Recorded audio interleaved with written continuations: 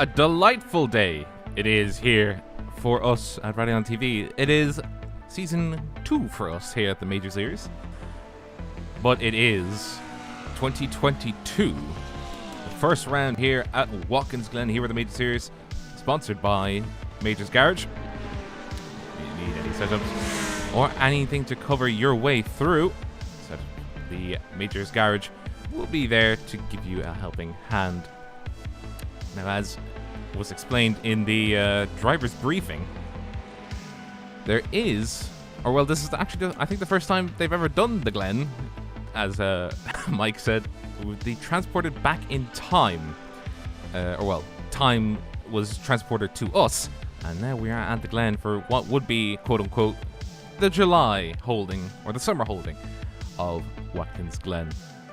Keeping it up to date, of course, with the Europro, and if we can, the second split of European Sportsman, but we are in the head sportsmen. These are the biggest sportsmen, looking to see if they can take the fight to join one Adam Fachaponti in European Sportsman. We're sad to see him go, Craig. We are sad to see him go. Good evening, everybody, or good morning if you're there on the American shores. We are looking forward to this. Of course, Adam Fachaponti won the European Sportsman Championship last season. He's now in the pro category, but we've still got some old names and we've still got some new names. Looking forward to Watkins Glen. It's going to be fun because this is the first time we've broadcasted the new look Watkins Glen. So it's safe to say that not only is it new look Watkins Glen, Rob, correct me if I'm wrong, we might be showing us some new look overlays ourselves. We'll get onto that quickly. Let's talk about the new Watkins Glen. It is going to be a challenge now. New off-track rules, new tyre track surface. It's going to be quite hard to get used to this, and with tyres, you are going to struggle. No longer can you go off the runoff there at turn 1. A little bit more runoff at the penultimate corner, as we branded it the second Amigo. Last 3 corners don't have a name. We called them the Amigos, and we stick with that, the 3 Amigos. Also, other places you can make some moves, including the toe. You've got a little bit more runoff there. But, as I was saying earlier, it is all about this track surface and the traction. If you were in one of those IMSA races earlier this season on iRacing, you would have realized exactly how much these tyres can cut up. iRacing did do some changes. However, you're still going to get it. It is the nature of Watkins Glen. LMP2s and GTs. 2 stops possible for the LMP2s. They do a little bit of fuel saving. 1 stop is the prime stop for the GTs. Expect to see tyres being taken. Why am I saying that? Well, if you do 50 minutes around here, you might get a notification saying you need to look after your tyres. Well, other than you've got wheel damage. I think that's the only other one that you can get, really. Yeah, the moment you need to look after your tyres, you're looking at 30% tyre wear. And that is not what you want, trust me. I had that earlier this season, but we've been told with the latest patch changes and hot fixes, they did make some adjustments. But the track, as it always does, will rip everything on that rubber up. 41 Celsius is the track temp. It is hot, hot, hot. That's 105 Fahrenheit. Humidity is about 52%, so we don't have to worry about that. There'll be a little bit of a mixture in the middle. But that track temp, hotter track temp, earlier braking, smoother inputs, less matching off the throttle. Expect to see a lot of traction control by some of these guys. In fact, I'd go as far as Rob saying we might see the back slide out on some of these LMP2s. It'll be spicy. Definitely will be spicy. But not spicy enough for the boys that are going around right now trying to get used to get their last little gasps of air in as they go around the track looking at it. Oh yeah, you were speaking about the new updated graphics. How's this on for size? Just a kid in there. Yeah, there we go. Look at that. Yes, I'm liking it already. I spent many restless hours. Well, okay, well, that's also a lie. I spent many hours this morning tuning and finalizing some of the base material, but there we go. We now have a much cleaner setup. Gone, unfortunately, sad to say, is what I dubbed the iconic starting point, which was borrow the WEC package and spruce it up for our own. And now we have, I think, a cross between everybody else's. We've picked and chosen bits and bobs of what we like, and sort of combined them into our own little thing. And look at it, it's looking nice. For those using the phones, you can read everything, and that is one thing we always love to give you. People are just out and about, or they're just having to have a quick watch somewhere. They can always get themselves just a quick look on their phones, and they can see what's going on. A lovely little setup here. Battaliga, of course, one of the newer drivers out here at the moment. He is currently the 3rd fastest around there in practice. He did a 1:45.191. Expect to see that time, really. 45 really is what we're looking at in the ballpark for some of these GT drivers, maybe 46 in the middle of the field. The LMP2s, sorry. Whoa, I'm going to step ahead of myself there. Yeah, exactly. Some guys doing 31s, other guys doing 32s. So 32s will be the ballpark figure. Practice is just coming to an end, but gives me a chance to give out today's spot, the charity for this week's race, the National Multiple Sclerosis Society. I don't think I need to really explain multiple sclerosis, MS, but it is one of those diseases that we still don't know a lot about, and it's always good to see a charity coming and doing what they can. So nationalmssociety.org is the website for the charity today, and every little helps regardless. And of course, these drivers, some of their money does go towards it, and any additional qualifying times that they try and do before the race to get a better position, some of that money goes right into the hands of that charity. So National Multiple Sclerosis Society is the sponsor, and I see the practice is about to end, Rob. Well, they call it warm up, but it's kind of cheating. And we do have all the wrong paints apparently. But let's hope it sorts itself out, because I spent a lot of time doing this. God damn it! But we do have the grid. I think if the grid would show up, it is a full lap, full formation lap. And while it's just loading up, do they have the grid? Oh, they do. But they do. Brian Boomsma will be leading them away while we're just waiting for that. I guess we might need to restart something. Okay, you go restarting everything. I will just quickly. Yeah, go ahead. I will quickly read down our list here, because there's an NRG 1, 2, 3, and they've all got different colors on their wings and mirrors, so we'll know who they are. Brian Boomsma in the NRG with the red tips will lead them away with a 31.466. That's practice time. Ignore me there. He will lead them away. Edward Shelley in the orange tips for NRG will be second. Alex Olsen, with the yellow tips. And also, they've also painted their wheels, the rims on the wheels, the same color. Really like that. Thanks, guys. That's really going to help. I just have to remember that now. Garrett Batten will be P4. Alex Rodert Vergert will be 5th. Daniel Blomqvist will be 6th, and Shane Norton 7th, followed by Sean Brown, Aaron Gearing, Yaroslav Coleman, John Lang, Kenneth Reeder, Thomas Peterson, Colin Malzoff, Stefan Rossman, and David Nichols, 16 LMP2s. And I think I did see, yes, John Lang will be starting in the pit. NRG driver, purple, just to give you an idea. And now, just a quick rundown. That was 16 LMP2s. There's going to be about just under 30 GT3s, with Jan Dirks leading them away with Hekon Schott in second. Karen Marin will be third. Mike Gaunt returns. He's in fourth, followed by Eric Fiek. Then Diego Bataliga and Justin Krufhoff will be behind in seventh. Tommy Hellstrom will be eighth, and Theodore Capotonis will be ninth. Brandon Kluger and then Mark Day in 10th and 11th. Kenneth Tier will be in 12th, and Nicholas Kayamborn will be 13th. Stefan Leierschlip, behind, and then Jan Roney returns as well. He's in 15th. Gary Thomas will be 16th. Marcus Stromberg will be 17th. Andy Banfield, 18th. Peter Dolima will be 19th. Christoph Boris will be 20th. Almost there. Mike Golightly will be 21st. Brad Walsh will be 22nd. Paul Joseph Swift will be 23rd. Ian Robson, 24th. Patrick Neese will take 25th. Jared Morgan will take 26th. Nicholas Marshall will be 27th. The 000 Corbin Solomonson will be 28th. And Mason Marzoff brings up the whole field. He will start 29th in the GT3s. That's right, GT3s. We're following the IMSA way. The IMSA? Well, that's... No more GTEs. No more GTEs, yeah. The death of the GTE is coming. I feel odd. It feels odd, doesn't it?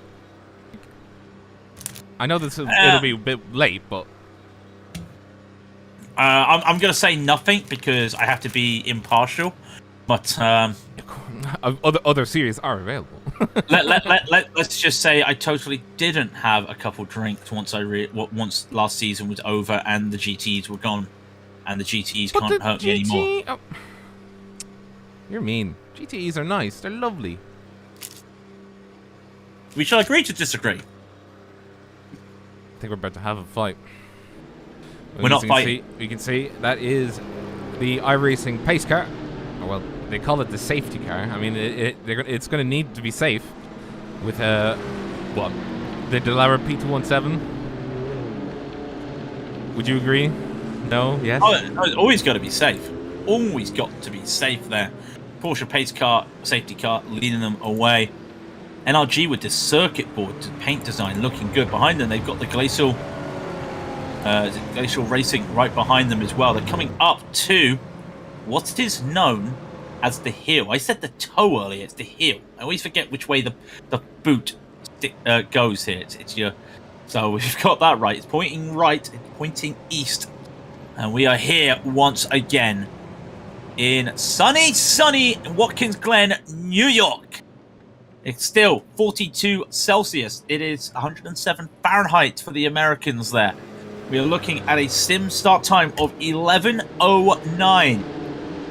We're coming up to what we call the first three amigos. Remember, they are not named. Every corner on this track named, but the last three corners. We'll be referring them as the three amigos. The first, the second, and the third amigo. Big gap there by Brian Boozman, which gives me time to say for the first time this year that this is Raidillon TV, the only corner you need. Welcome to the Major Series. 2 hours of Watkins Glen is about to get going. And as the cars are being held up, the leaders are leaving enough gap, and off they go. Getting into line, trying to get around the last corner. The green flag waves, and off they go. There's 2 hours of racing here at the Glen, and, well, very tame coming across the line, actually. Yeah, all tame, all around the first corner, at the very least. I was hoping that'll happen, and... Oh, no! Oh, and of course, that is going to be Thomas Peterson. Thomas Peterson is off. The car number 9 already gone. We'll hop back to the GT3s. Anything there? Oh! Here they come. Coming up the hill now. You know how big it can be. The LMP2 is just holding on, though. And it looks like Jan Dix has not got a good run here. And Hakan Schlott will be side by side with him. They're going to be going side by side. I think everyone's managed to make it up the exit. And there you go. Jan has decided he's just going to lift and just slip back. And look at everybody just playing it nice and safe. Remember, changes to the bus stop as well. That first corner on the right, the first apex. You've got to be careful if you're in a low downforce car. Or not low downforce, high downforce car. Just do how you can, yeah. It's lower, man. You just hit the wall. You hit the floor. It's crazy. We just have another battle here coming up to Olsen, who was actually the fastest in practice, but has decided that going down the pecking order was his thought of the day, as he's now battling Sean Brown. On board with him as we come through the first of the Amigos into the second. Taking a left-hander, you can see the grass is gone. It is now tarmac. He's going into the pits. He's going into the pits. Oh dear! And what's going on here? Did he have a jump start? What has happened here? We'll wait and see what's happened here. He's come straight into the pits. We don't know what's going on. Didn't see any damage. Oh, he's got massive damage at the front. He does indeed. Massive damage at the front. No idea what caused that. And that wouldn't surprise me if he's hit something into the bus stop. Yeah, he's hit something in the bus stop by the looks of it. So he will go into the pits and take that back. We'll keep focused elsewhere on the race. Brian Bonesman still leading them away. You can just see there Jan Dirks up into first, as we do have a scrap for the top three here. GTE, or you see, look how used I am saying GTEs. GT3s. Remember, yellow is for our LMP2s. Blue is for GT3s. Remember, GT3s. As we are riding on board with Dirks, he comes through nice and handy, having to keep it nice and tidy. Just look at these. That's a lot of car behind him. That's a lovely lot of car behind him, though. A nice little group. You've got to listen as well. He's just come out the pits as well, so it looks like he had to service. No, of course, he's used his fast repair. I always forget about that. Major series. Oh, here comes Alex Olsen coming through. And by the way, Peterson is in the pits. He's already down, all the way down, and he has had to tow actually. So we'll get back to him in just a second. But coming up through is the battle for 14th, as Jan Dirks and Hakan Schutt come through to fight for the lead of GT3. We do have a bit of a kerfuffle though in the LMP2s, Craig. Yeah, it's all looking a little bit chaotic in the LMP2s at the front of the field. It's going. Crikey! Well, I spoke too soon. Traffic coming through has actually struck somebody. John Lang struck somebody. That is a big pile up there at the back. Oh! Big yeah. damage. He's still sideways. He's waiting for everybody. Got massive splitter damage. He's towed the car. That is not good. You can see he just managed to go by. Let's have a look. Unfortunately, We'll have a look. Yeah, let's have a look at this replay. As you can see, coming through into what would be the first Amigo. And you can see that LMP2 cutting by, and then as the camera comes back around, you can see the carnage happening right in front of them. Oh dear. Rob, how many times have we done Watkins Glen and we've had incidents? It's too much. It is. Oh. And we do have one of our most recognizable moments at Watkins Glen a couple of years ago was the Huskinville GT Challenge with Eduardo Mortara, yes, the Formula E driver, getting caught in one of the biggest crashes we saw at Watkins Glen, until we then went there next year for Huskinville GT Challenge. But it's just basically same area, and it's just, especially in a narrow area with walls beside you, not a lot of places to go. You've got to be careful around there. And unfortunately, that happens when you're not prepared. So that's a little bit of frustration there. Now, I'm keeping my eyes right now, and so are you at the moment. That looks like that's Alex Rowdy Wiggett. Now you can see that he is right behind. He is having to do a little bit of fuel saving. We talked about this. Fuel saving could be imperative in this race. You want to do a little bit of fuel saving. You need to make 25, 26 laps on a tank of fuel around here to do two stops. But normally you get 23, 24. So if you're the likes of Alex right now, even Daniel, you've got slipstream. You can just take it a little bit easy, hold on a little bit, save your fuel, and maybe just get to that 25 mark. Even, get to that 25, it won't be bad, hopefully. Now, Stefan Rossman's also come into the pit. He has come into the pit for other reasons as well. I think he's had a moment as well. We'll keep eyes on that. It's very hard to keep eyes. Yeah, as well. Hard to keep an eye on what exactly is going on at the moment. A lot of carnage at the start of the race. Now, we've got to be brutally honest. It is Watkins Glen, and it is hard to get a clean time around Watkins Glen when it's multi-class racing. Not fault of any other driver. No fault of the drivers. But due to the way of the speed, the corners, and the way you take the corners, you do get to see LMP drivers. They are able to just brake a little bit later, which does get, as some people would call, dive bombs. It's just a later braking. So it's a lot of awareness on both sides of the coin today. And, well, at the moment, we haven't seen any multi-class issues, bar that one. Hopefully, we don't see it anymore, because Brian Boomsma has now started his approach through the lapsed traffic.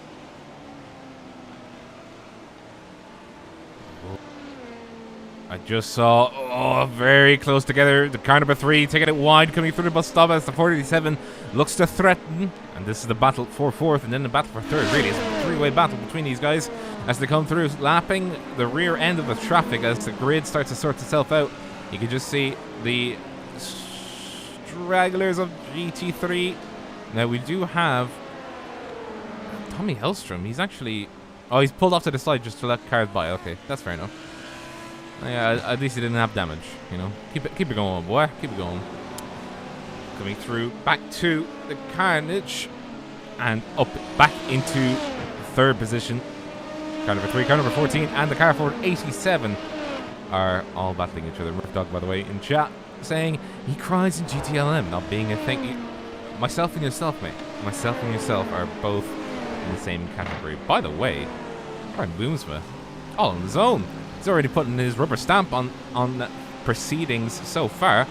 We have 5 laps gone. Now 6 laps gone. The perspective was 77 laps. It is, or 78 laps at the start of the race. Now gone down to 77 just from traffic alone as it goes through. Oh dear. I don't like that. I don't like how late that move was from Boomsma. Little pet peeve of mine is the S's here. I think the golden rule, if you're doing the S's, is the slowest class just hold the curb. You don't need to get out of the way. The faster car has to go by. And I think that's something Brian there. I think he had a little bit more. I think he thought he could get there before he made the corner. But anybody who wasn't paying attention to their wing mirrors, they probably would have gone into him. It's one of those moments. You've got to be careful around there, especially down when you come into the chute there. That's all well and being you hold on. And then when you get to the toe here, don't like that he's gone wide. He's managed to make it go wide, but I like to try and just go a little bit wide and in and do a slingshot on traffic, but he has done that pretty well. It's very tough around here with traffic. You do get the blind corners. You've got to be paying attention. And there we go, Gary Thomas. Again, hold your racing line. Pulling to the side there was a little bit, would be a little bit of hesitation there from an LMP driver. But Brian's done a pretty good job of navigating this, first lap of traffic. And it's never good. And you can see, though, he has lost about a second and a half to Edward Shelley, because it was 3.6 the gap last lap. And you're looking right now as Edward gets around, it's 2.3. So he's lost just over a second in traffic. And that just gives you an idea of what happens. But remember, both classes, they have to be prepared to lose time when it comes to multi-class racing. And really, as my friends are going to absolutely laugh at me for this, like Daniel Murad once said, it's not the fastest lap time, it's the fastest stint time. Yes, it's fast consistency over one lap. Oh, crikey, that is one sad BMW in the background missing its complete front end as they come through now. Ooh, and around. Needs to keep her steady, boy. Keep her steady. And he does so perfectly.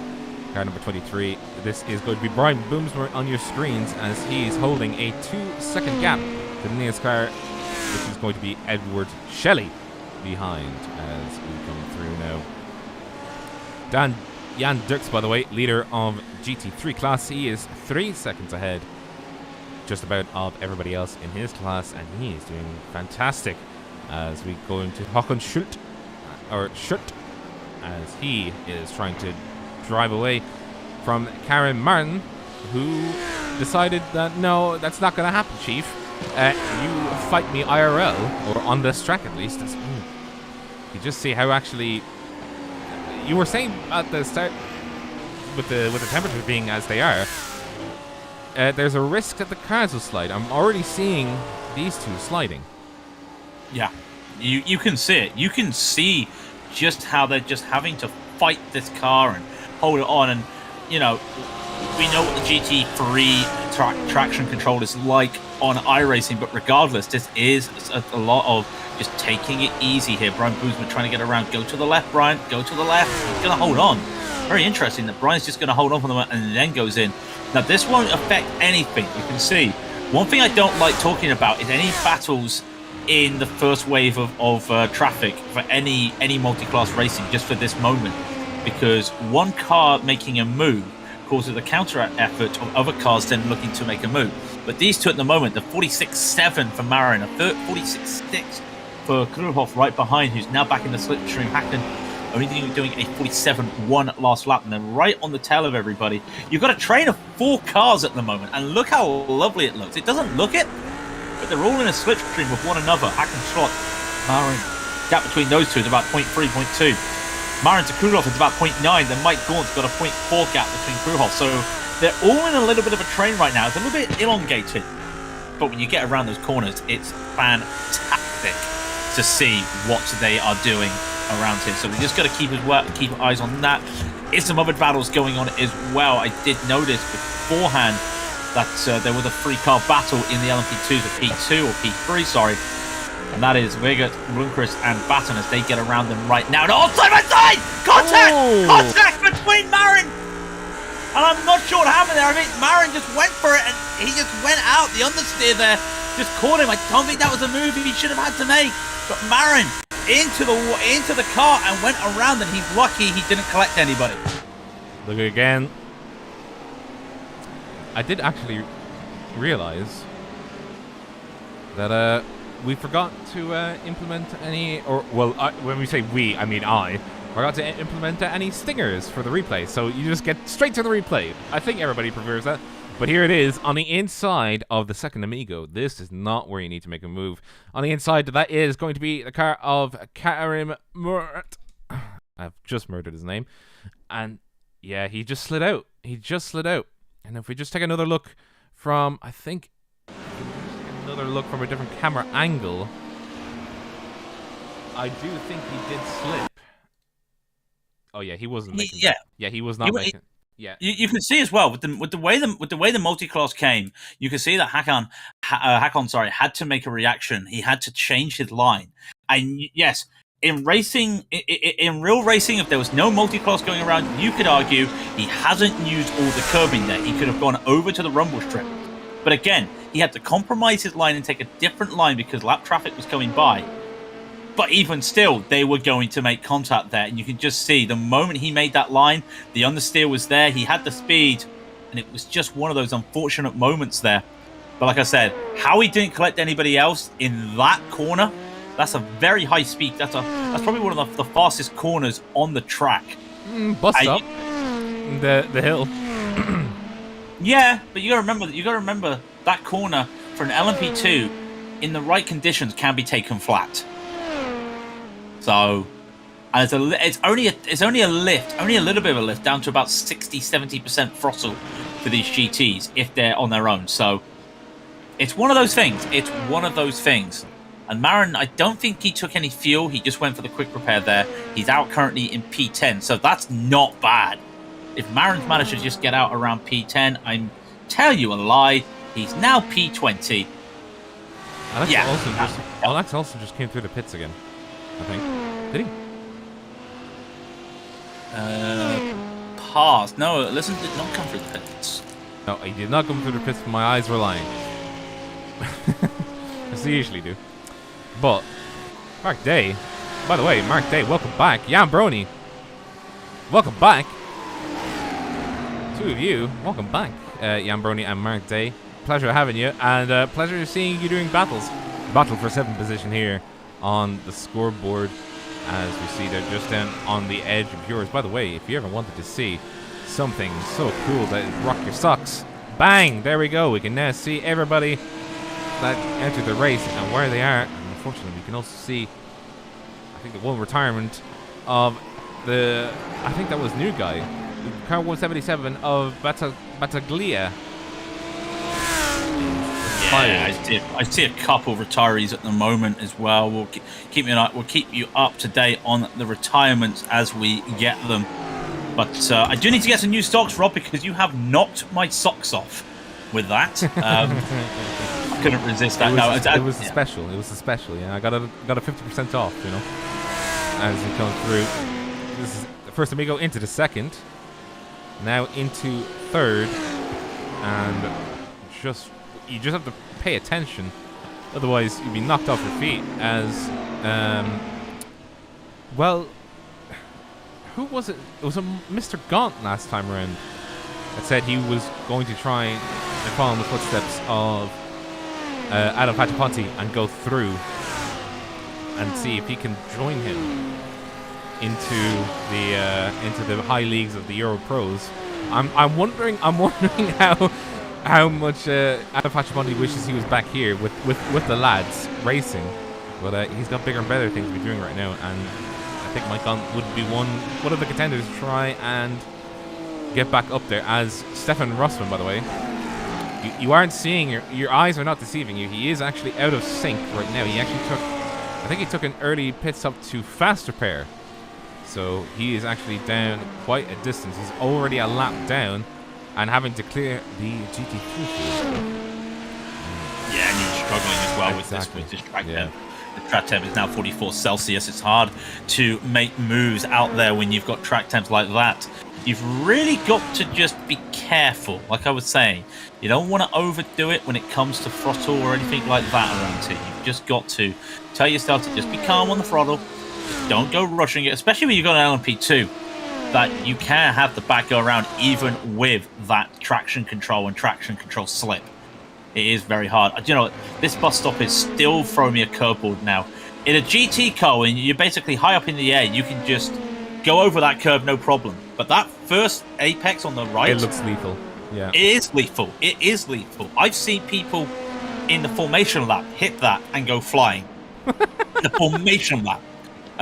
Alexander Spetz, one of the top LMP drivers, prototype drivers on the sim, he was taking that completely, and you could hear when it was Watkins week on IMSA, and you could hear the floor every time. It was gunk gunk gunk gunk. It is not fun. But you can take a lot of that inside curve now. It's totally different to what it used to be. Because it used to be take the outside. Now it's take the inside. So it's very interesting to see the changes. It is, for some people, myself included, it's a change on how you approach the corner. And that's another thing. This corner here, the second Amigo, you can go pretty wide out off that curving there until you get an off-track notification. The problem is that's a ridged bump. So you don't want to go just like this on the curving here at turn 1, because I have seen cars spin around because of hitting this bump there. You can just see how that lit. Fantastic. Great going on the cockpit camera view there, by the way. You can just see how it's raised. And if you do go over that, you do hear the floor scraping. And in some cases, you will lose that bottom, and the back of the car will just spin, and you'll be hoping that you don't hit the wall. He didn't hear it going through that time. They are taking a lot of curve, and that is the car of 14 Projects getting out of shape. By the way, I did actually just realize this. They did actually tag us on Instagram to say these guys are one of these teams did anyway. I think 2 of them. I'm such a great social person. I'm so good. But they did tag us to say the teammates are racing. I think it is actually these guys. Car 487 and the 14 are actually teammates. And you can see the flames spitting from the rear of the car 212. And that car 212 is actually going to be Marin. Look at that, shows you how far that accident put him down. He's down in 17th and Blockfist losing time. But he's safe. He's safe at the end of the day. He's not gone for a move there. He's not gone too aggressive. He's just kept it calm. Somebody else behind him went very aggressive. Flipping Garen Batten. Yeah, Garen Batten. Yeah. He's in a battle there. You can see it. He's in a battle with Coleman, Yaroslav Coleman. I had a heart attack because I just saw an LMP2 go on the inside into the third Amigo, and I was about ready to hop out my chair and scream because I remember when I've done that in LMP1, I didn't survive. I don't do it. And I see everybody in my team do it, and I'm like, how do you do it? Like, I couldn't do it. Let me go around the outside. Marzov is in the pits. Marzov is in the pit. I thought he actually the engine had died coming in. Oh, he's got massive damage. Marzov's got a massive damage there. We might be able to get a replay to show you exactly what has happened there to him. How far ago did it happen? No idea, but you can see there's a lot of split. Yeah. There's a lot of damage on the rear. He's taken the fast repair, and I think he's also taken this time to take his first pit stop. A little bit early, but at the end of the day, what more can he do? Nice little battle brewing, by the way, Rob, between Jan Brody and Mark Day. As Brody and Day just been having a go here, and they've been trying to battle here while the traffic has been getting them. And right behind them is Nicholas Kayamborn, one of the also new people that we have seen around here today with very interesting. Just outside the pits of all the places, Colin Marzov had an accident. I'll just have another look at it. So I was wondering, it didn't seem that he had a bad lap time, and that was the car. I think that is the Bright Esports car. I'm not sure which one, because the numbers are not visible on it. But he just... Oh, it's the car... Oh, well, there was the car number on the back. But I can't see it now. But that's not a Lamborghini. Oh, the car 321. There. On the wrong way. And that's Stefan Lagerstedt. Oh, sorry. I was just keeping my eyes in this battle between Brony, Kayamborn, and Day. Mark Day almost tried to make a move around at the bus stop, and oh my god, they're going 3 wide out of the outer loop into the chute to get by these cars. The LMP2 drivers, they're trying to get by. This has been brewing pretty fast. It's just been going crazy. Mark Day had a little bit of a run. Bruni had to take the inside line for the bus stop, so Mark Day had a chance, but to go too wide for a bus stop is just well, it's not impossible, but it's improbable. You've got to have that commitment. It takes 2 to tango. These 3 have been battling all the time at the moment. You would think maybe get some fuel saving. I don't see any fuel saving at the moment. And as they're doing this, just look at the LMP2s just coming by. You think you can make a run? LMP2 comes by. Nicholas right now, he thinks he had the gap. He thought he could just come back to them. He gets held up by lap traffic. And watch here. Marcel's going to come by Mark Day. Mark Day had to have a little bit of a compromise and lose a bit of time to Rooney. And Kiamborn will then be in his sights just because of that. Such is the nature. Remember, it's not about the fastest car losing time in multi-class racing. The slower car also has to take that sacrifice. And we just saw that there. And it is such a tough time. And I think Mark may have now lost that slipstream. I think he's starting to struggle. 46 Celsius! Oh my days! Oh my days! That was a bit late by Sean Brown, and I think that was also Mark Day's doing. But that is a little bit of heads up there, boys. Come on, you've got to realise the situation. You've got to realise those closing speeds. Wow, I thought I just witnessed a murder almost.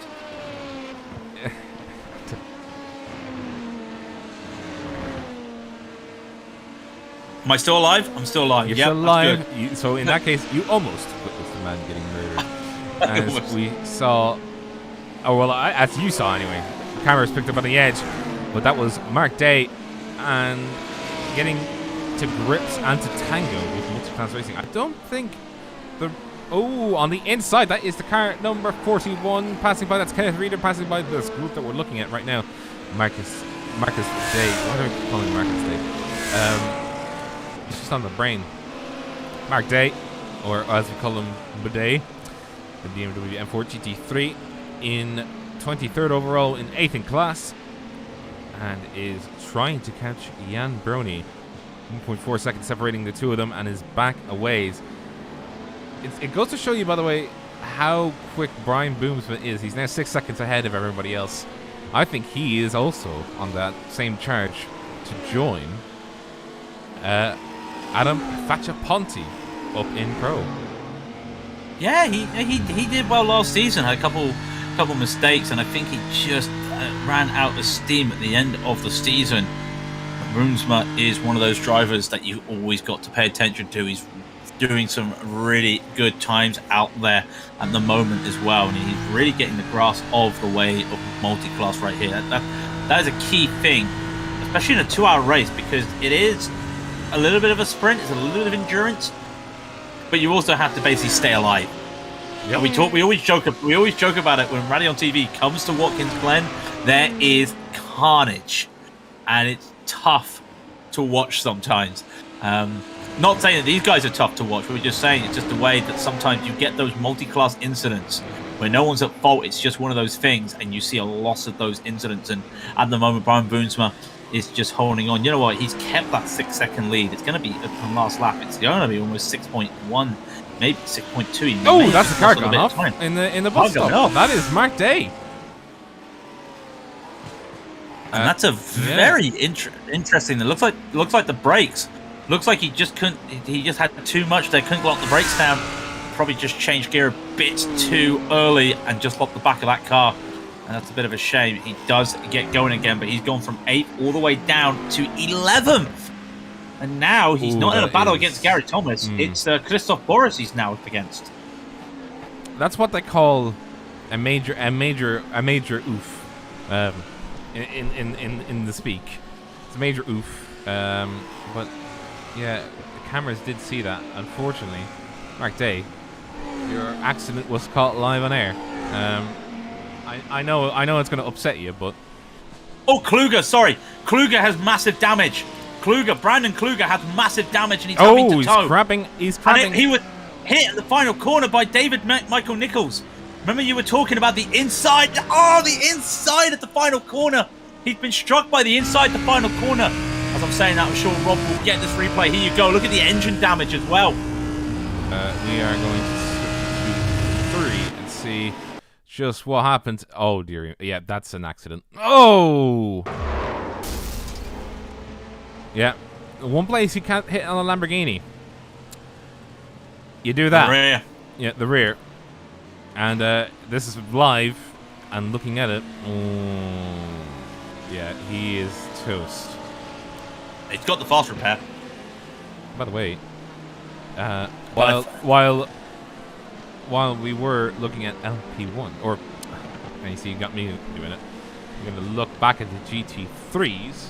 We got between these bad boys, currently is 5.5 seconds between the likes of Dirks and Justin Kruthhoff as they come around to complete their lap 17 and trying to catch up, really trying to catch up as fast as they can towards, well, really hug an LMP1 or an LMP2 and use him for every slipstream that he's got. Yeah, just a note that does say battle for 16th. This is the lead battle for the LMP for the GTs. Oh, now I'm saying LMP1s. What's going on here, Rob? Did we miss the LMP1s? I think we do. We've got prototypes on the brain. What's going on? But no, Jan Dirks doing what he can at the moment, putting in some really nice times. In fact, I just look at his lap times. With the exception of a couple laps, they've been 46, 47s. In fact, he's done a straight line of 47s, a very consistent 47s at that. So really keeping everything going well at the moment. He's just making sure he doesn't have to push it. And of course, if he's happy at this pace, he's happy at that pace. But just keep it steady, save the fuel, not do anything crazy, you know, and also save the tires, because while they will be tire swapping, I mean changing tires, you don't really want to wear the tires down too quickly, because these GTs will be doing an hour almost on one tank of fuel, unlike these LMP2s that does about 45 minutes. I want to say, I'm thinking that 45 minutes. 45? Yeah, isn't it? Isn't a tank of fuel in an LMP2 like 45 minutes? It's tiny. It's a pipette. I mean, I've joked around it being a pipette, and we do have another car going off. That's Sean Brown gone on the first corner. Let's have a look at this very, very quickly as he comes around and into the straight. Looking fine, but I guarantee you something must have happened, because it's a one-car accident. And I've never seen this happen before. Car number 20 looking at on Sean Brown as he makes a mistake that has just cost him a position. Oh, yeah. Oh, and yeah, that's a tire barrier ready to greet him. The bump got him. The bump at the curb got him there. I called it. I said, you know, one of those things that I have seen, and we have seen as well in other races. So, unfortunately, it's claimed its victim. The Turn 1 curves have claimed its first victim of the day. And that's such a shame to see. Meanwhile, John Lang just overtook Thomas Peterson into Turn 1. That's a move going on at the moment. It's a little bit quiet in the world of the LMP2s. But Sean Brown and Kenneth Reeder is having a nice little battle. Let me demonstrate this for you, Craig, because if the fact that Sean Brown with slipstream was slower than Kenneth Reeder in a straight line kind of paints a picture of how bad it is right now for Mr. Brown, because he's down on speed and it is only going to get worse if he loses the slipstream. So he's actually trying his damnedest, really, he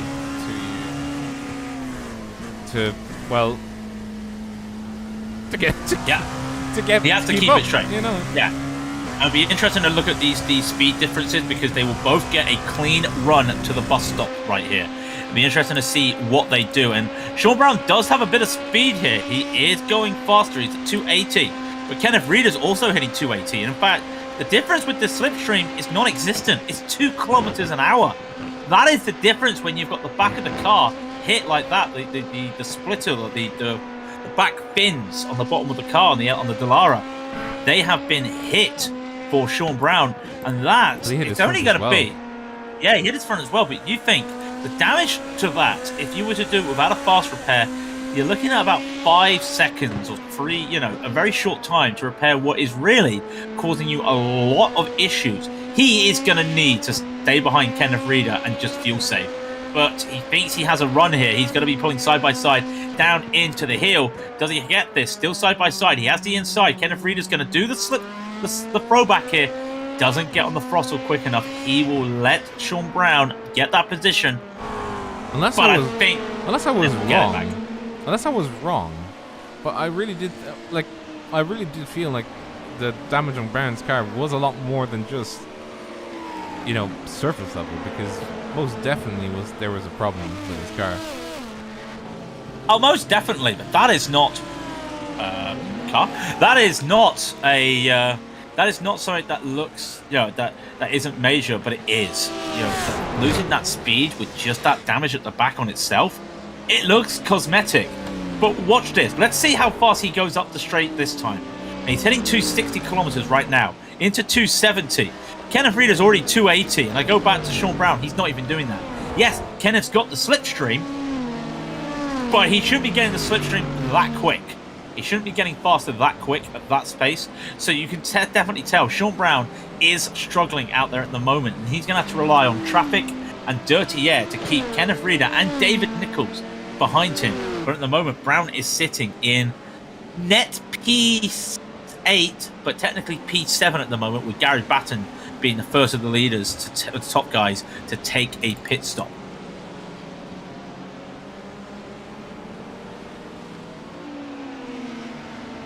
We're coming through now.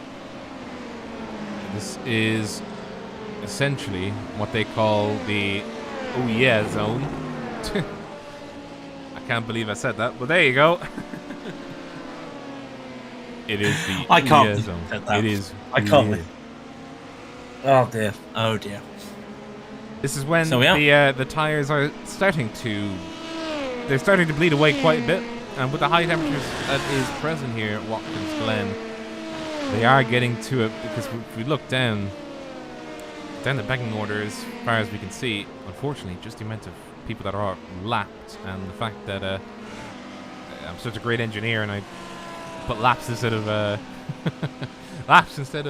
gaps for the other drivers is should have done it by class, but there you go. Jan Dirks is 11 seconds ahead of Hakan Schutt, who's driving in the 101 car. I mean, he's not even in the same set of corners. Hello. That was Justin Kristoff just going off beside him. I don't know if you just saw that while on the camera. Just a casual GT just going, yeah, I'm just spun out here. Yeah, there he is.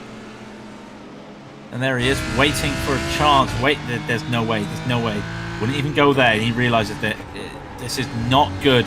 You got to think to yourself, maybe a tow would have been quicker, because there we go. He's finally realized he has to tow. He could not get around there. And that is such a shame. Yeah, it's a bad spot to get stuck in as well, because where else can you go apart from crying? Really, because I mean, until the traffic clears, you're basically stuck there forever. We're on board with Mike Gump, by the way. Looking forward towards Hakan Schutt. He's about 1 second behind him, and looking to try and close the gap as best he can. He's 2 tenths of a second a lap faster than Hakan Schutt was on that previous one, but will still need to put in the best laps that he can, as the best lap disparity is actually quite a bit different. The best lap for Hakan Schutt was a 146.379. For Mike Gaunt, it was 146.895 on that last, or not on that last lap. It was their best laps respectively, and so they'll need to be on their best behavior if they want to. Oh, they do actually start closing that gap. Mike Gaunt closes the gap. It's now 7 tenths as he comes through into the boot. He's just come out of the toe, that very treacherous toe, the uphill right-hander, and he is making time on Hakan as well. This is going to be pretty close to see. If he keeps at this pace, he may get onto the back by the time they get to the bus stop. We'll wait to see any mistakes here, and then you've got to start thinking to yourself, maybe, just maybe. I see LMP2 drivers are now starting to pit. Edward Shelley was already in the pits. Brian Boomsma has just come into the pits as well. Mike Gaunt does not have a very good first amigo there, and I don't blame him. I don't like that corner myself, but second, he's doing good. Third, can he keep the speed up? He doesn't hit the apex. Going to be losing time, and most importantly, he's lost that slipstream to Hakan. And Schutt will live to fight another day, currently in P2. And Mike Gaunt just having a LMP2 or 2 going right by him there. Doesn't lose much time. That's very helpful to see that going on for him. Eric Viek currently on the back there. Now lap times, they were practically matching each other. 47.289 for Gaunt, a 47.320 for Hakan, and a 47.243 for Eric Viek. So even though they're not all together, and in fact, look at that gap now between Schutt and Gaunt. shoot, it's just started to pull away. But Feek and Gaunt, they're going to be together for a few more laps. We're 40 minutes into the race. There's another 1 hour 20 left in this. We still don't know who's going to win this. We still don't know who's going to come on top when it comes to track position after pit stops. And with the LMP2s taking different strategies, I'm not even sure what the right lap time is. We just know that Brian Boomsman's gone 24 laps and the others haven't pitted yet. That could be interesting.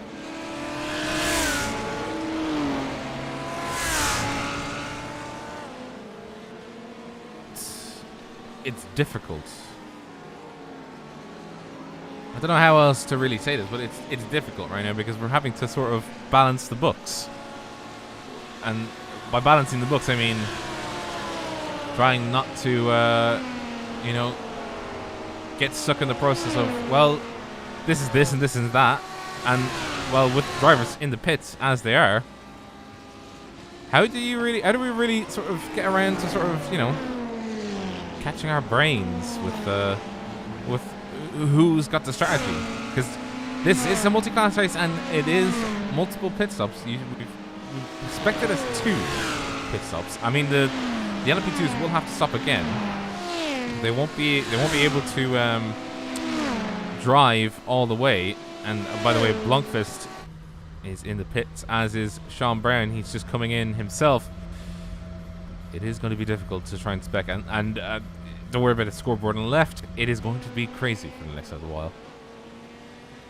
Oh God, don't not remind me. Now, Mark Day's had a little bit of a moment.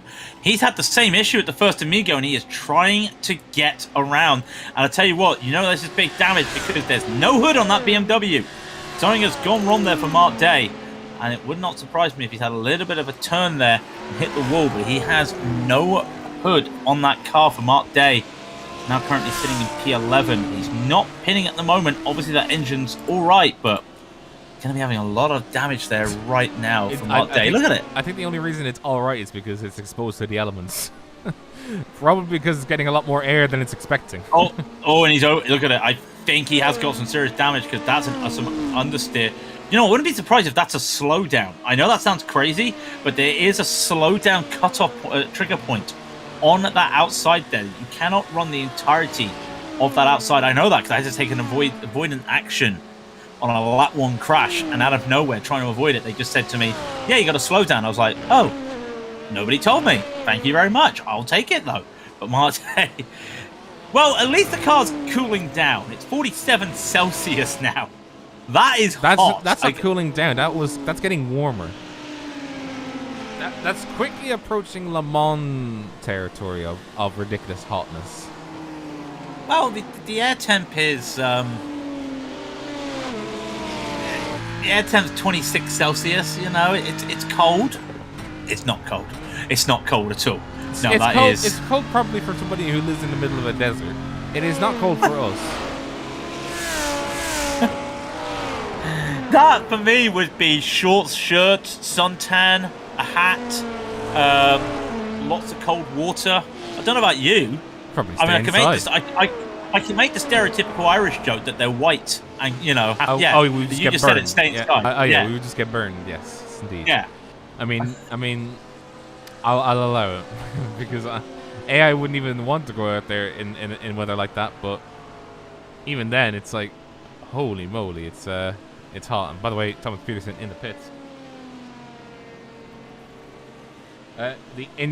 Stuart Elder joins us, and he says for the international race yesterday, temperatures got up to 52 degrees.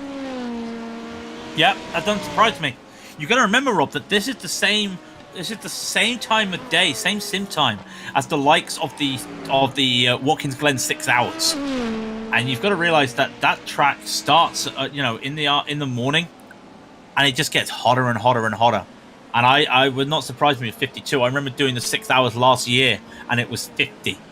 I think it did get as high as 53 at one point. It is not a fun track to drive. I have seen hotter. Rob, did you know they did Interlagos last season at Porsche Cup? And you know Brazil's Southern Hemisphere. And they did it in November, December time. You don't want to know how hot it was when they were doing practice sessions. Was it at least 55 degrees? No, it was hotter. 60. Yeah, 60. Oh. Yeah, I know. I think 62 was what some people in test drives were getting. Thankfully, some of the races weren't that hot, but even still, it was hot. So, but this is the challenge. Like we were saying earlier, Rob, because of the tire wear, this is going to be tough. I know drivers were reporting almost having to, having to nurse the tires in the GTs after their first stop. We were talking almost like 20% on the rears. That was the support race last weekend. This is the real deal. Hopefully they have managed to learn, of course, with an update to the track as well. It might help, but even still, when you're 48 Celsius, you might as well just put an egg on your wheel and just cook it. That's how hot it is right now. I would put an egg on the track and cook for many, many people. I would just put eggs all along, and teach. You mean like the you know how like the marathon runners, they've got like tables on the side to pick up their nutrients and stuff. Yeah. You just have egg on the floor and just be like, when you're driving by, guys, pick yourself up an egg. Yeah. Go on, lads. Pick yourselves up an egg. What did I have to say in British as well? God damn it. I say, old chap, pick yourself up an egg. It's nice and scrambled. It's a full British breakfast. I'll never say that in my presence again. Okay, fair enough. Right, I wanted to talk quickly about Karen Marin making their way back up the field. They did take that early pit stop though, but now back into P8, making a really good recovery drive after what happened at the start of the race with Hakan Schlott. Now battling Christoph Boris as well, and Gary Thomas just in the background as well. He's making his way up, and you can just see elsewhere, just to run down, you can see what's happening elsewhere on the track when you still got Baron Boozman leading the way. I can tell you quickly, Jan Dix has a 13-second lead over Hakan Schlott, and Mike Gaunton and Eric Fiek are trying to catch up with the rest of them at the moment. So do not worry, I'm going around. It's almost like Hindi, almost like around the grounds. That's what we're doing at the moment. There is some battles still going on. We're looking at one right now. It's Regard and Gearing. We are indeed, and we will be coming across some of the other drivers that we were talking about. But Gearing and Wiegert, remember, they've both taken their pit stops, and a slide from Gearing there. Really getting the back out. Loving that. Getting the back out, and up they go. Gap is 0.2 of a second. Does Wiegert have the speed here? No, they're matching. It's going to be a late move. He's going to do it. He is going to pull to the side, though. Here comes a little bit of overlap. No, there's no way he can make this. And he backs out. And I'm glad of it. And there you go. A little bit of a hop there, Rob. There's the first hop we've seen on stream. But losing a little bit of time there. I probably would have backed out a little bit earlier. There wasn't really a run there. Regardless, everybody still lives to fight another day. And there's one of those corners I was talking about earlier, Rob, with the sending. For a GT, you take it so late into the corner. And MP2, they can break later in, and they can take the inside with no problem. And that catches a lot of people out at the chute there. So, well done by everybody.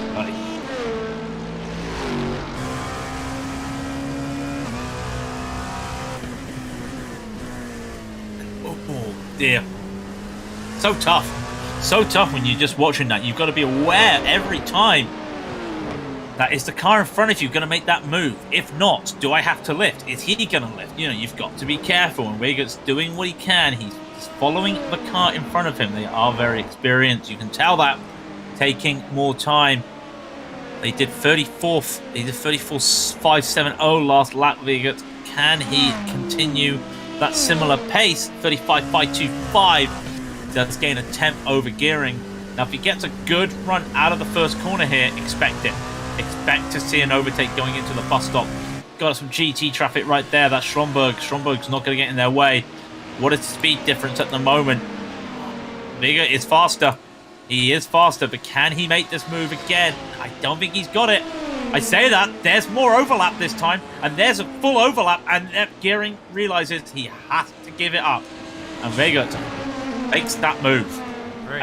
Very nicely executed indeed. Yeah, he kept it nice and tidy, which was the main thing, because it shows quite a tight area to sort of take it, didn't he?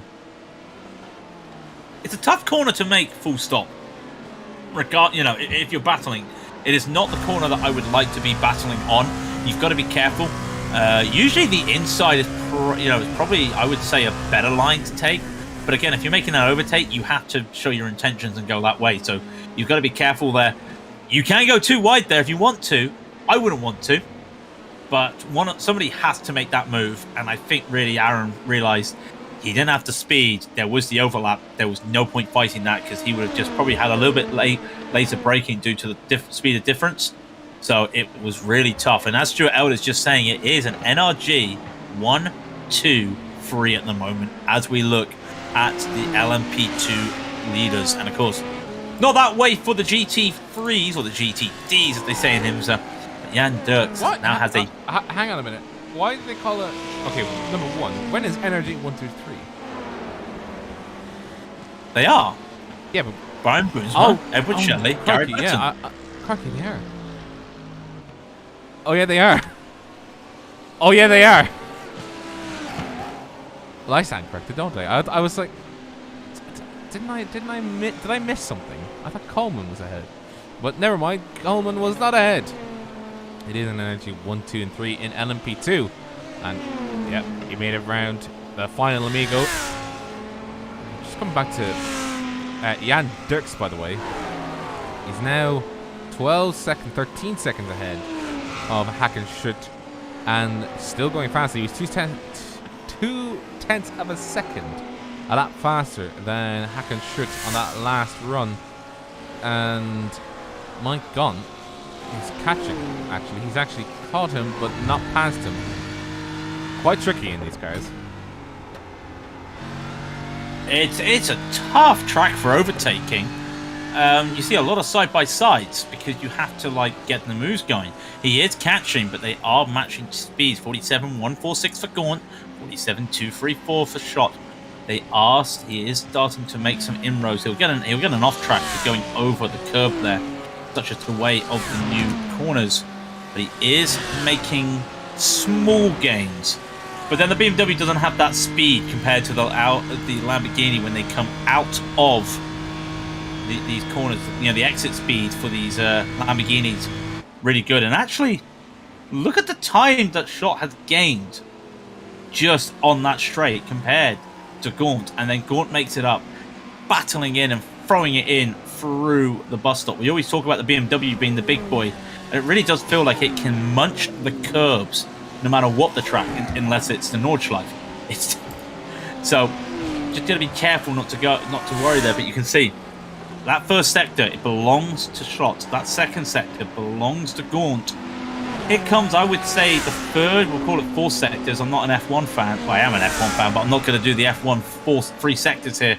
This little sector here at the middle, it looks like it's pretty even, but Kenneth Reeder is looking like he wants to come and make that overtake, the multi-class overtake.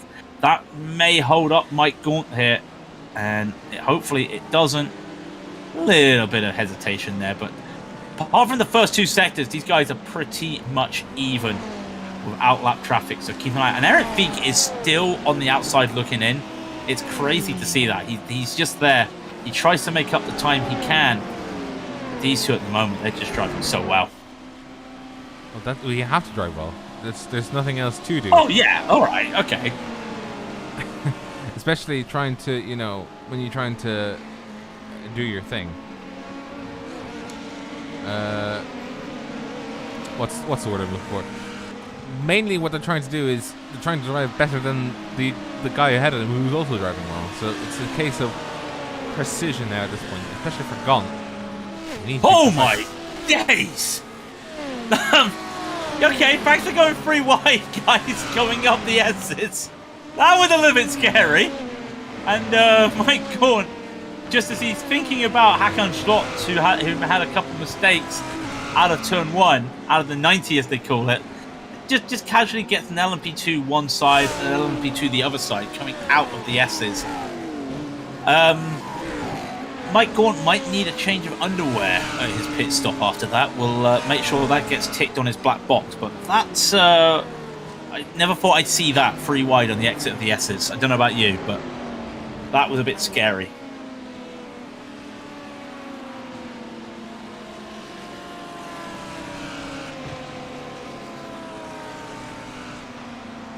So we just keep eyes there. We keep eyes elsewhere around the track as well. Vigat is battling Kenneth Reeder, and he's now really making moves at the moment. He's right up there with Kenneth Reeder at the moment as he now tries to battle. I'm just keeping my eyes with Kenneth Reeder. We're just keeping those battles right here on the LMP2 front. Well, there's this one. Kenneth Reeder getting overtaken, actually. I just said that, yeah. That's what I was saying. I was trying to do it. I was saying, why are you looking at that? I wanted to look at that. Kenneth Reeder getting overtaken. Vigat has made a great run up the field to get by. About 3 laps ago, we were talking about him overtaking Aaron Gearing. And now here he is. He's overtaking Kenneth Reeder. He's making up that time. He started 5th. He's back to 6th. Really good recovery drive from Vigat after what happened at the start. But he is 18 seconds behind Blomqvist, who's in P5. Top 5 would be good, though, when it comes to the point scoring. Because remember, as it's a multi-class race, less points given out to the winners of both classes.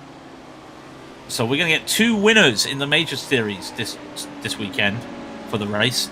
And it's all to do that. And like I said, because it's multi-class, less points given out. I love the format of the major series.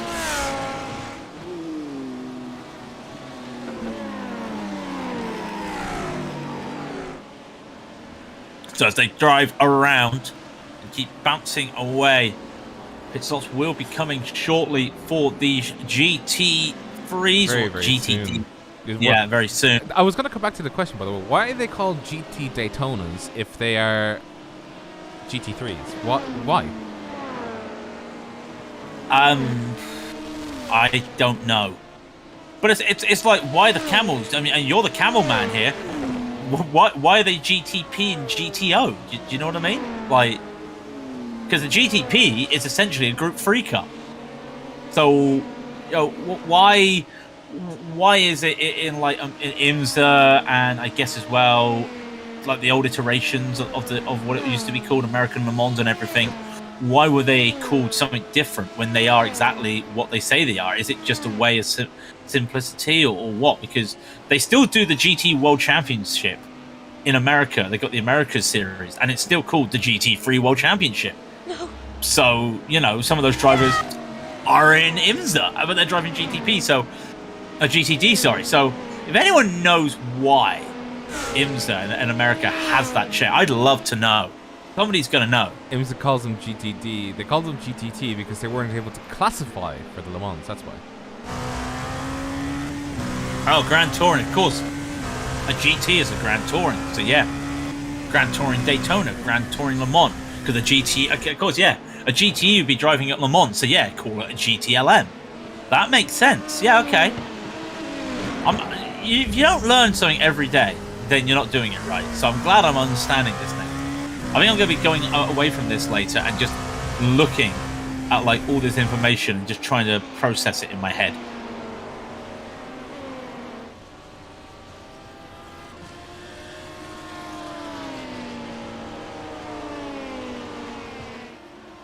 One hour, 3 minutes remaining in the race.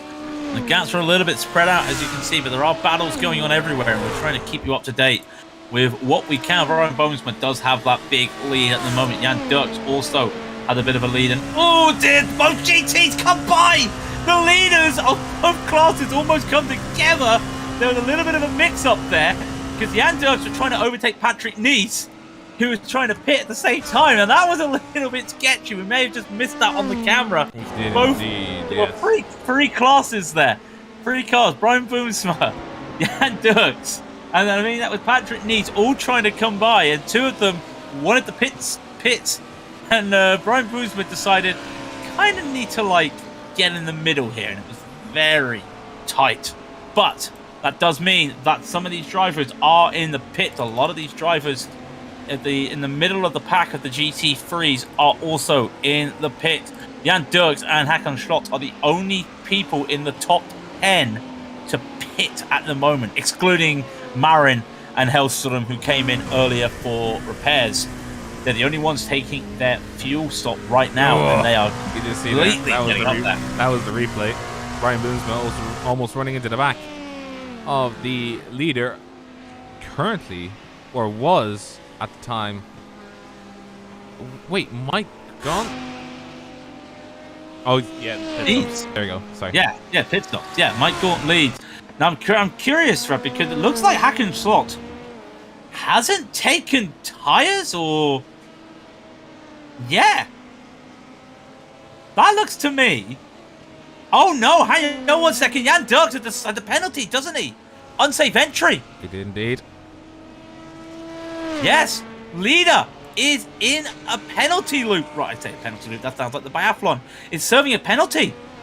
Mike Gaunt is now the net leader of the GT3s. That is drama. And also, not only that, but Mike Gaunt also has a problem.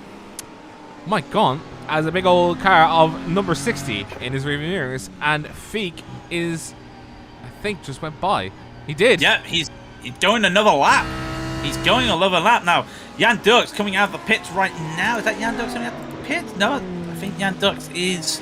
Where is Jan Dirks at the moment? Yeah, he's just coming out the pits. He's gone a whole lap down. What has happened there for Dirks? Feek will now take the lead. It's the net lead because Mike Gaunt's in the pits. It's going to be interesting to see which of those two go through. This new pit lane, Rob, confuses me. Because I see a pit entry line, I follow it. Apparently you don't need to follow the pit entry line, but if you're the likes of Jan Dirks and going in that late, that is an unsafe entry. But you've got to be careful. I think where on the markings on the track say it's a pit entry, it's loosely followed. I think the pit entry is still the old style. It is the old style, yeah. It is the old style. Yeah. Which did throw me off because I did endurance race around here a couple of weeks ago. Forgot to pit because I usually go in, and I literally just, once I got around the corner, shoved it straight in and thought, well, I'm going to get a penalty, and didn't realise it was the old style. So, but yeah, if you did what Jan Dirks did with that late move, it's going to happen. But at the same time, he had that issue with Brian Boomsma. I think everyone's at fault there because Jan could have gone in and followed Patrick Nice. So probably with a bit of a risky move there from Dirks to make that move. But unfortunately for him, that's a big time penalty for an unsafe entry. And does Eric Feek go into the pits now? He's going into the pits right now. And there you go. He's following the whole yellow line like I do. Yeah. It's going to be interesting. Well, he should be following the full yellow line because, I mean, that's what the reality is, where you need to follow that full yellow line. It is in reality, but yeah, like you say, iRacing, it still has the old format where the line starts after the curve. Yeah, exactly. So you got to be careful. But Eric Feek will come into the pits. Mike Gaunt currently entering the bus stop. Has he had more issues? No.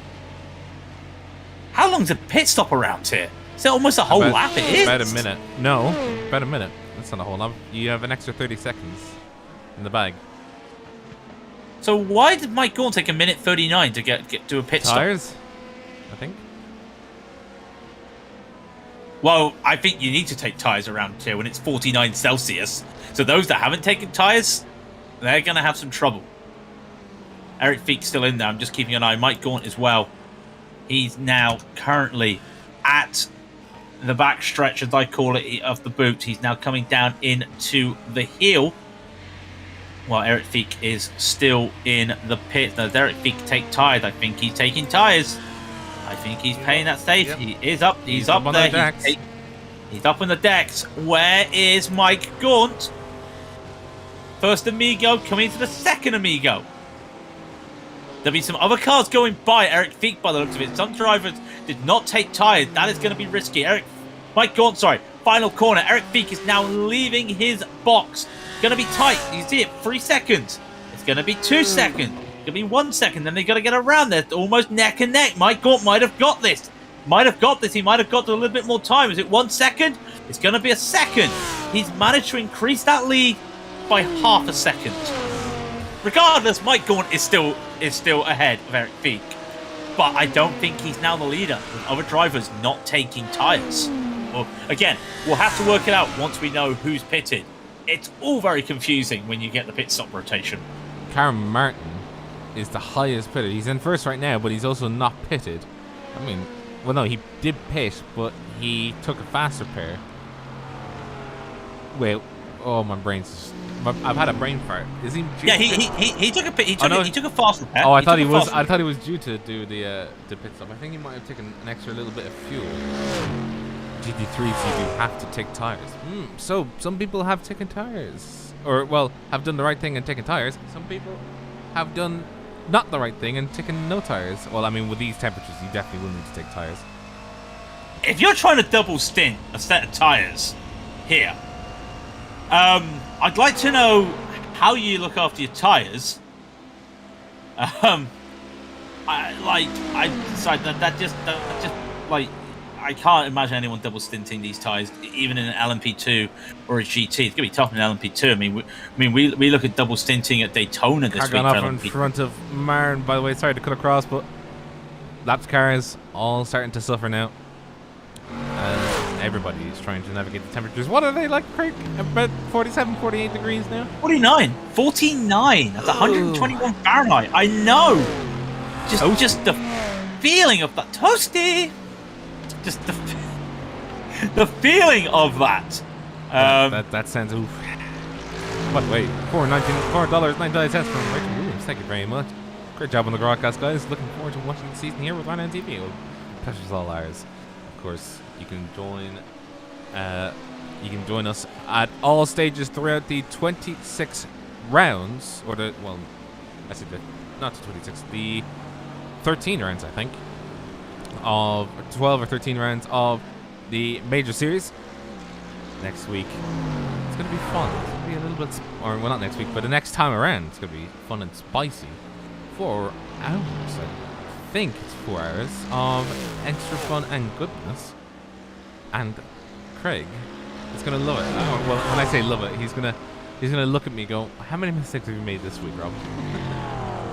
Oh, you're not gonna like it because next round of the major series, we go to Florida, February 6th, the start of my birthday week. So it'd be a fantastic time. My birthday's the day after. I know. It's the Daytona 500 with the next gens. Last year, the major series did the Daytona 500 Campbell, with the no. 86s. Campbell is out. Campbell, no. Sean Campbell in the Pro is out. The new RSR esports driver out of the race.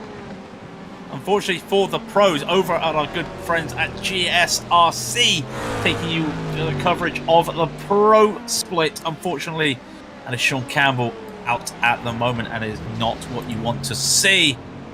Now, Edward Shelley's come into the pit. Now, that's not scheduled, is it? Has Edward Shelley not pitted yet? Imagine if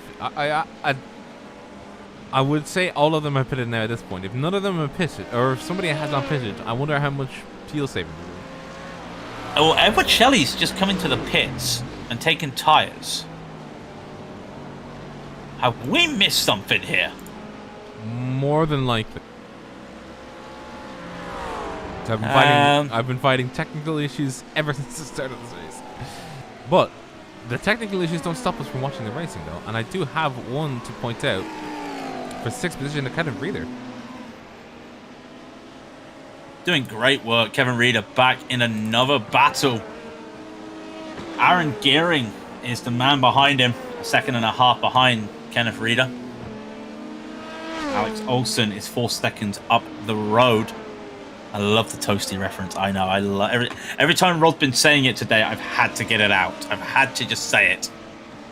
It is the second stop for the LMP2s, but like Edward Shelley pitting in lap 41 is very early. You're looking -7, maybe -6, -7 in terms of the stint for the likes of Shelley to pit now. So he will definitely have to take another pit stop. Some of these guys looking at doing 2 stops. I would say Boomsma might be doing 2 stops. Listen, Reeder, Aaron, Sean Brown even will be taking 2 stops here for the LMP2s. They will not be going, he will not be going for a splash and dash Well, at the moment, just we're going to have to see. But Kenneth Reader, Aaron Gearing there, they're trying to get around the traffic. The S's, they look easy. It's not easy. Trust me. That does give me anxiety every time Gearing is holding on. Now, this is going to be interesting. Rob, we're going to see a bookmarking because that is Kruhoff in between Gearing and, oh, the dirty air. He's off. He's off. Now, bookmarking. It's a term we haven't used in a long time. It's a fantastic terminology for multi-class racing. I love to introduce it to you, ladies and gentlemen. Bookmarking.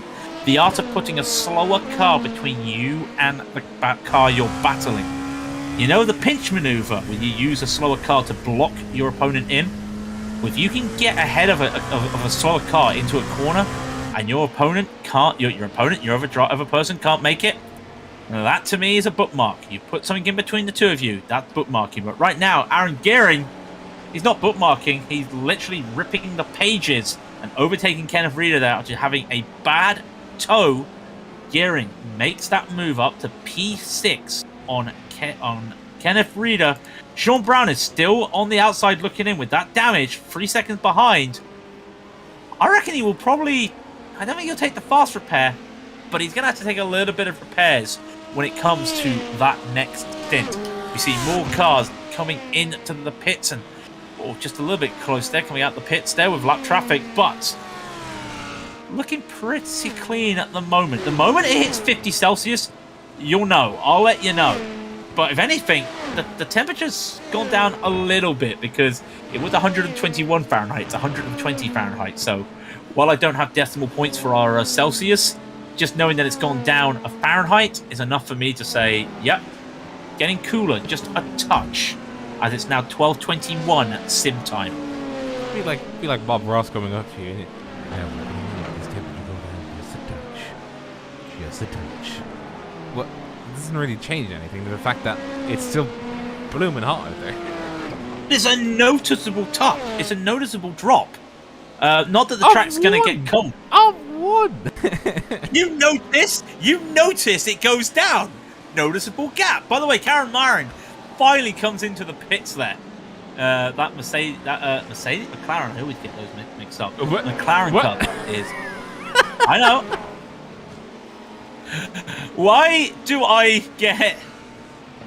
Why do I mix up a Mercedes and a McLaren? This is not F1. It's not F1 where the cars kind of look the same. But that's why, because I think it was Lewis Hamilton, and he went to both. He's driven for both. Yeah, Yaroslav! Sorry, Yaroslav just had to put the brakes on at the bus stop for slow GT. We're still looking through the field. I just actually wanted to say we're on board with Kenneth Reader as he was running away. It is a sort of proxy three-way battle between these boys at the sort of, what would be the word, the crux of the proceedings today. Simply because, just look.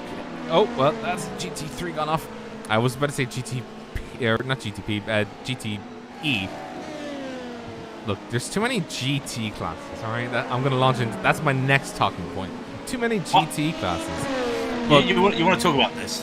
You want to talk about that? I do want to talk. I want to also watch this battle because Kenneth Reader is under threat from Sean Brown for 7th position.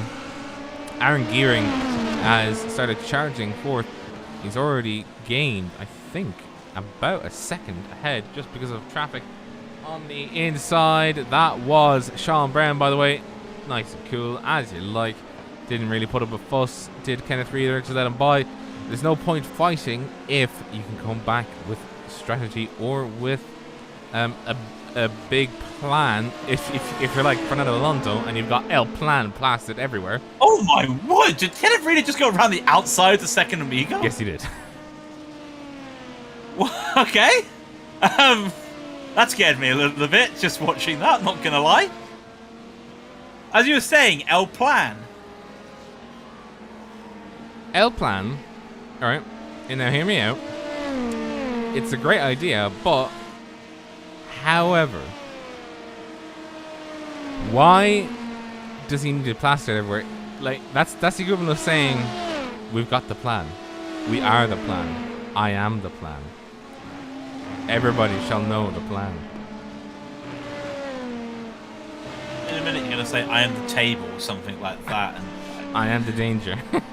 Table, yeah. I am the danger. It is danger out there. It is a danger zone out there at the moment. No, you don't want to get copyright strike. You don't want to get copyright strike. Well, I mean, it is the danger zone because, I mean, the temperature is the danger zone in this race. Oh, it is definitely. Coleman, by the way, Jaroslav Coleman in the pits was leading. Of course, gets by that, and then Blomqvist will take the de facto lead. Bigot will continue around, and Brian Boomsma, he's got Alex Ollison behind him, a couple of seconds behind him, but again, Boomsma has pitted, nobody else has. But the more I look at this, and I think to myself, Boomsma's pitted lap 43. We're looking at 45, 44, 45 laps. Like, is this an indication that the NRG boys realize they can't fuel save to do a two-stopper and are forced to just accept it and do a free? Because that's going to be a splash and dash for about, what, 3 laps of fuel at the end? That's, I mean, if you fuel save at the start, if you fuel saved at the start of the race, my brain would say that you might have saved enough. Yeah, if you were doing fuel saving right away, and to be fair, with the way this is, you could probably fuel save and still not lose time. For example, you could lift before the bus stop and then brake later for the bus stop.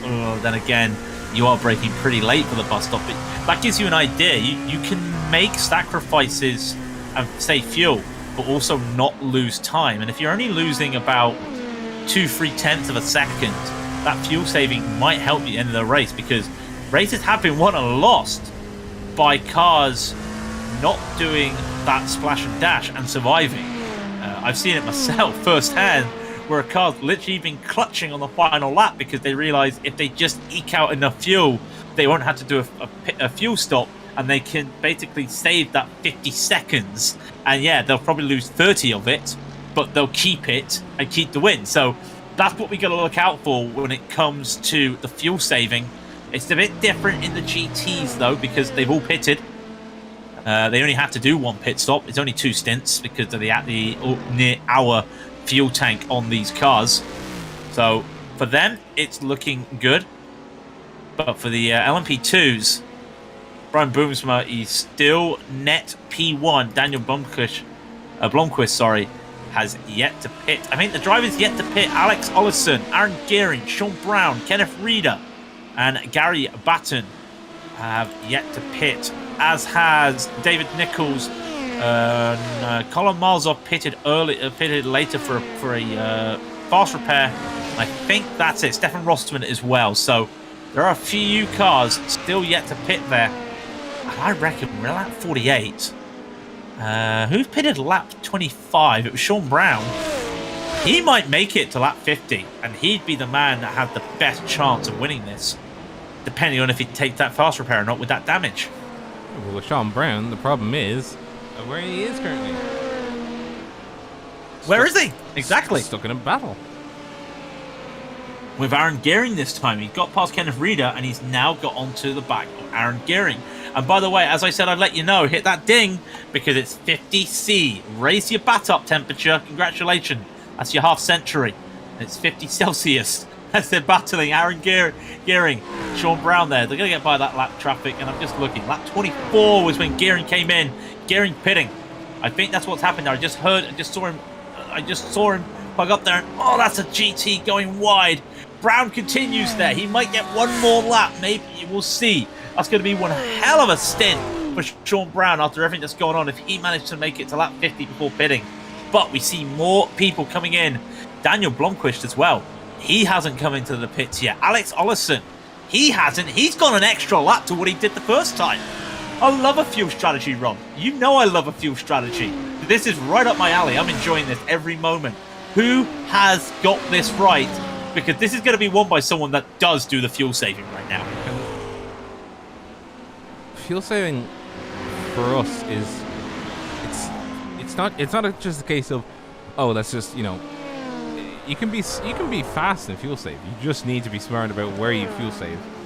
Like in Watkins, you can fuel save in a good few sections. Like in the boot, I would say probably be the best bet if you think you can get away with it. But you know, it's a lot of practice. It's not just a strategy; it's a lifestyle.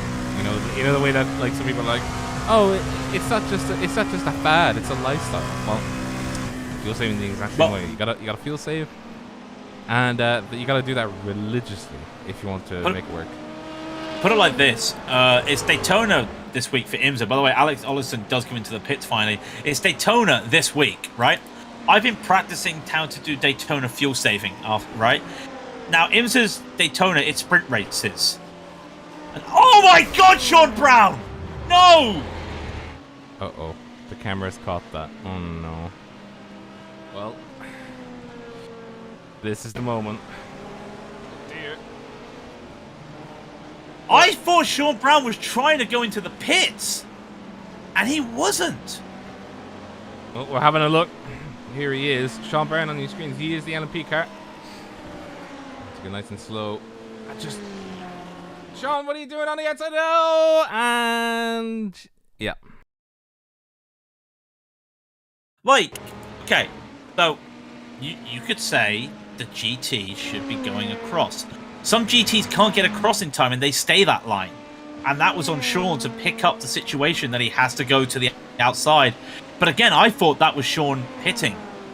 He is going that lap and he is going to lap 50. But that's going to cost him. That's going to cost him. Expect that to be a penalty later on in the later on in protest. We'll wait and see. That's a big one to have, though. That is really big. As I was saying, though, about this whole... You were saying it's a lifestyle, the fuel saving. Yeah, that's going to be me this week in IMSA. I have learned how to do... I have learned a way to do Daytona fuel saving. And these sprint races, I'll be fuel saving. Because that's the only way I know how to drive it now. How to do... You know... What's that? Brake at that marker, full speed. No, can't do that now. I've been fuel saving. It's going to be like that for me all week, and it's going to be tough.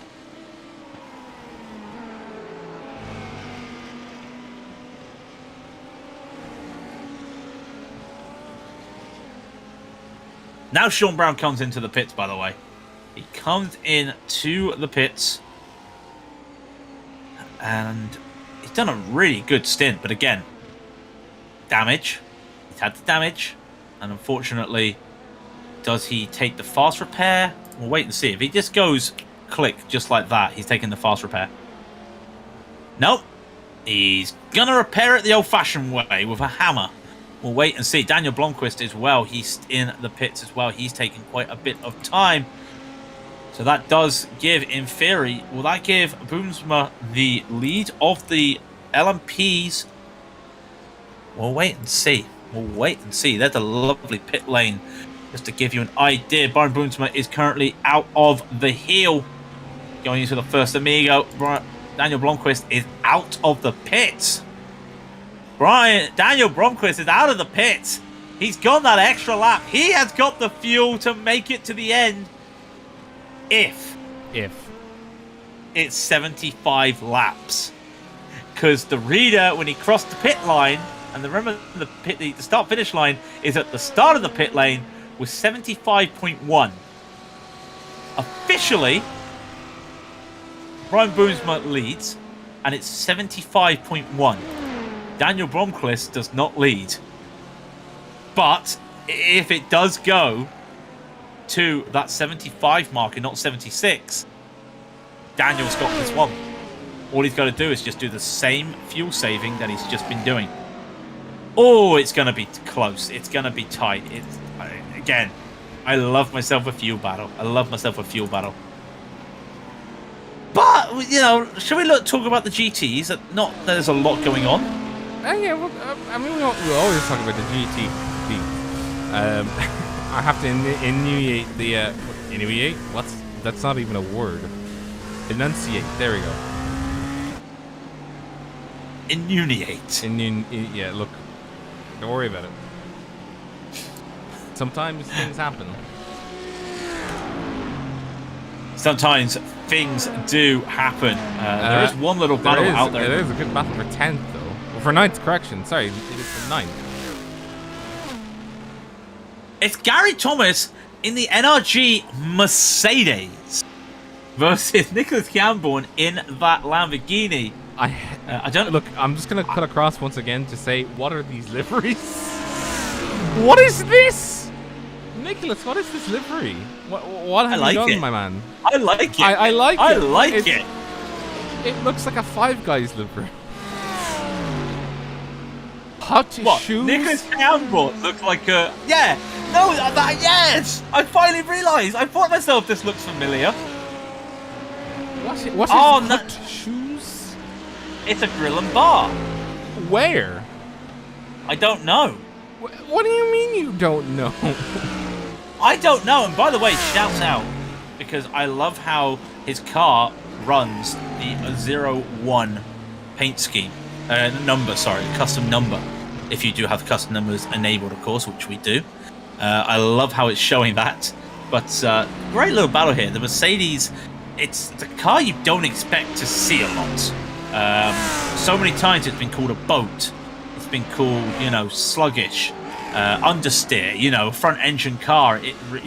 Compared to its compared to its younger brother, which is the Evo version, it doesn't live up. But for the likes of guys like Gary Thomas and all that, he is making it work, and it is a treacherous car to drive. But look at it, he's there, he's P10. If he can keep up with a Lamborghini and beat a Lamborghini, that says something, because these Lamborghinis have the cornering speeds, have the ability to get on that throttle, be a bit aggressive. And at the moment, this Mercedes is doing very well. You can't deny it. He may get an overtake when they come through up to the bus stop. We'll wait and see. Takes a little bit of lifting there. Just gives himself the space. He's right on the back.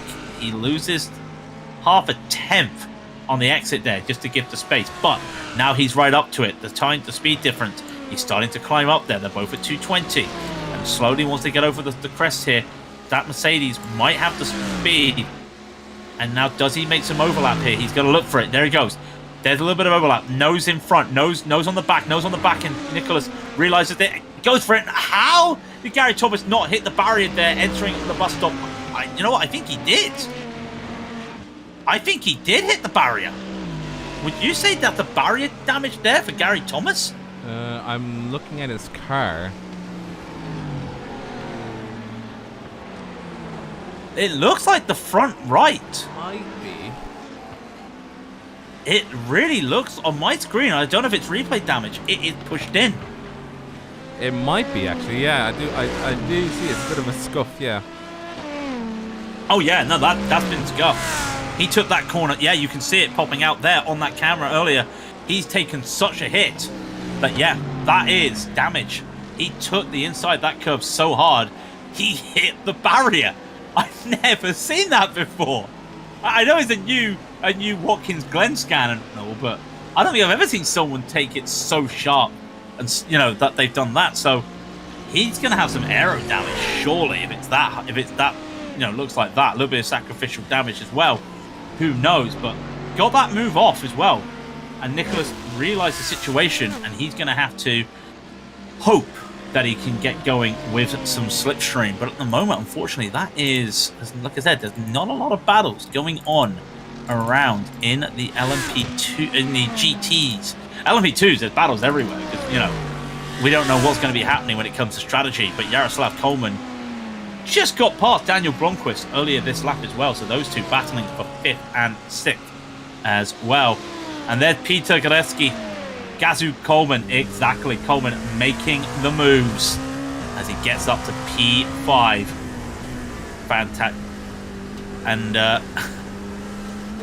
sorry, I like this. I love it, ladies and gentlemen. Everyone has comments in the chat. And I know people always say, oh, you shouldn't read the chat when you're broadcasting, but Hot Shoe Nick Camborne showing he is more than a dirt ringer.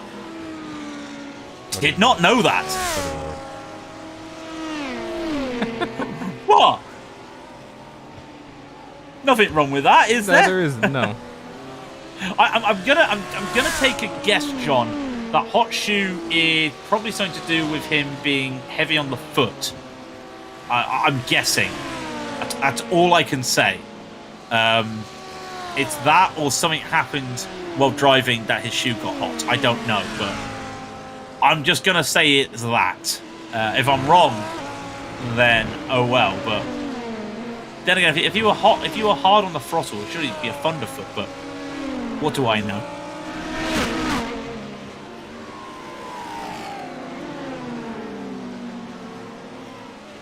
What I do know is there's 31 minutes remaining in the race, and basically we're looking at it in terms of strategy. I think we are. Now those stats are true. Hang on a second.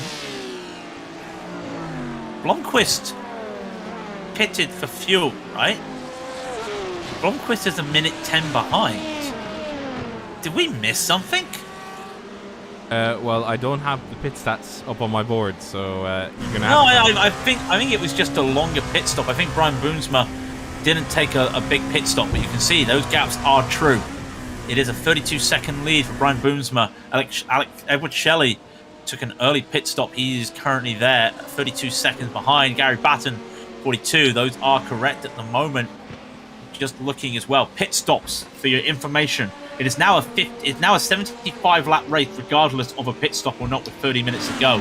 To give you information for these pit stops, Brian Boomsma pitted lap 43, Edward Shelley 41, Batten 37, Vegut 47, Coleman 46, Blomqvist and Brown both 50, Earing 48, Reeder 49, and Marzell 36. And of course, anybody else out the top 10 there, I don't think has a shot near the top.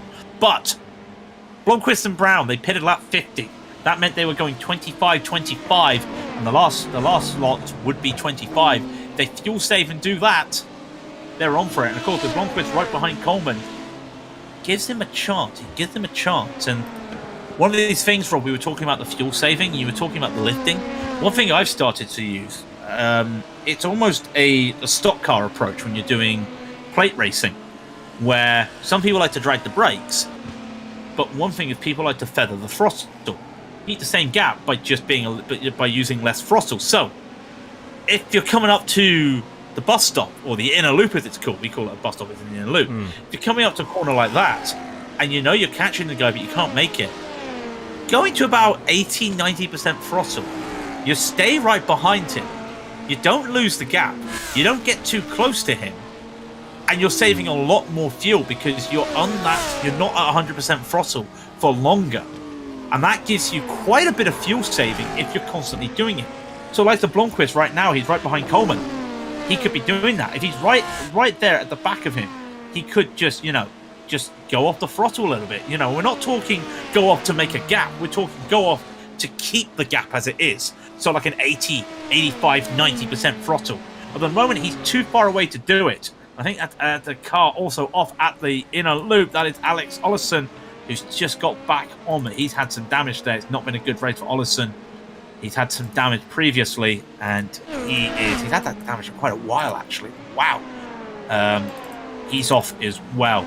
But yeah, if you just control the throttle, it's amazing. You can save quite a bit there. So that's what I think Blomqvist will have to do right now. If he wants a chance of winning this, he's going to have to do that. Sean Brown is a minute 27 behind. I don't think he got that damage repaired. I'm going to eat my words if I'm wrong. I'm not wrong. He still has that damage to the back of the car. Don't think we'll see him fighting for the lead, but if everybody else has to fuel save or take a splash and dash, who knows? He might get into the top 5. It all depends on what, why, when, and where. And for Boomsma, who's 30 seconds ahead of everybody else now at the moment, big thing at the moment. Remember, 30 minutes is a long time in racing. Anything can happen. And we've seen that a lot before happen. Well, it's 26 minutes now, being pedantic. But a lot can still happen. A lot has happened in previous races where we thought it was over and done, and it actually turned out that a lot of stuff took place, and one particular one comes to mind actually did happen not too long ago. I think it was in the major.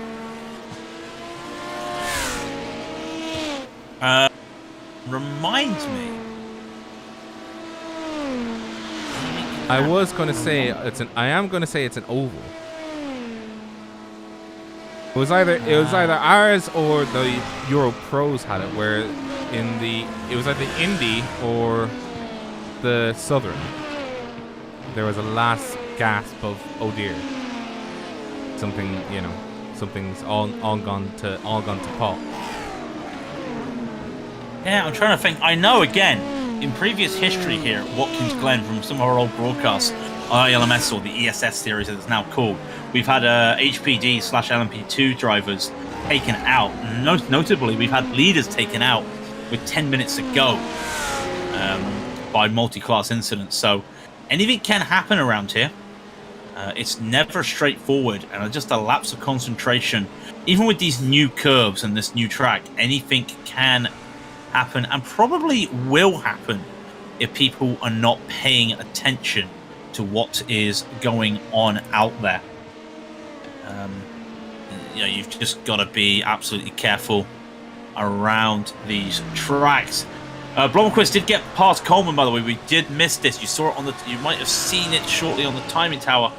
But Blomqvist did get by Coleman, and I thought he would have been fuel saving.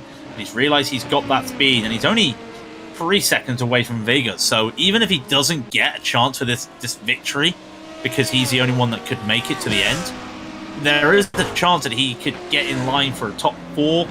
A bit too far away for a top 5 at the moment. But with 24 minutes remaining, we're on lap 59 of 75 in terms of the lead cars. So less than 20 laps to go. I'm just trying to, that is David Michael Nichols in the pits. He's actually just had a crash. Here it is. Oh, and yep. A bump has claimed another victim. It's amazing how you can ride that bump so many times and just scrape the bottom with no issues. And then that one time you get it wrong, it just goes. And I think it is, for a lot of it, it is almost a case of you just put the throttle down too early. You're not on full throttle, and then you just slam on the throttle. He has retired the car.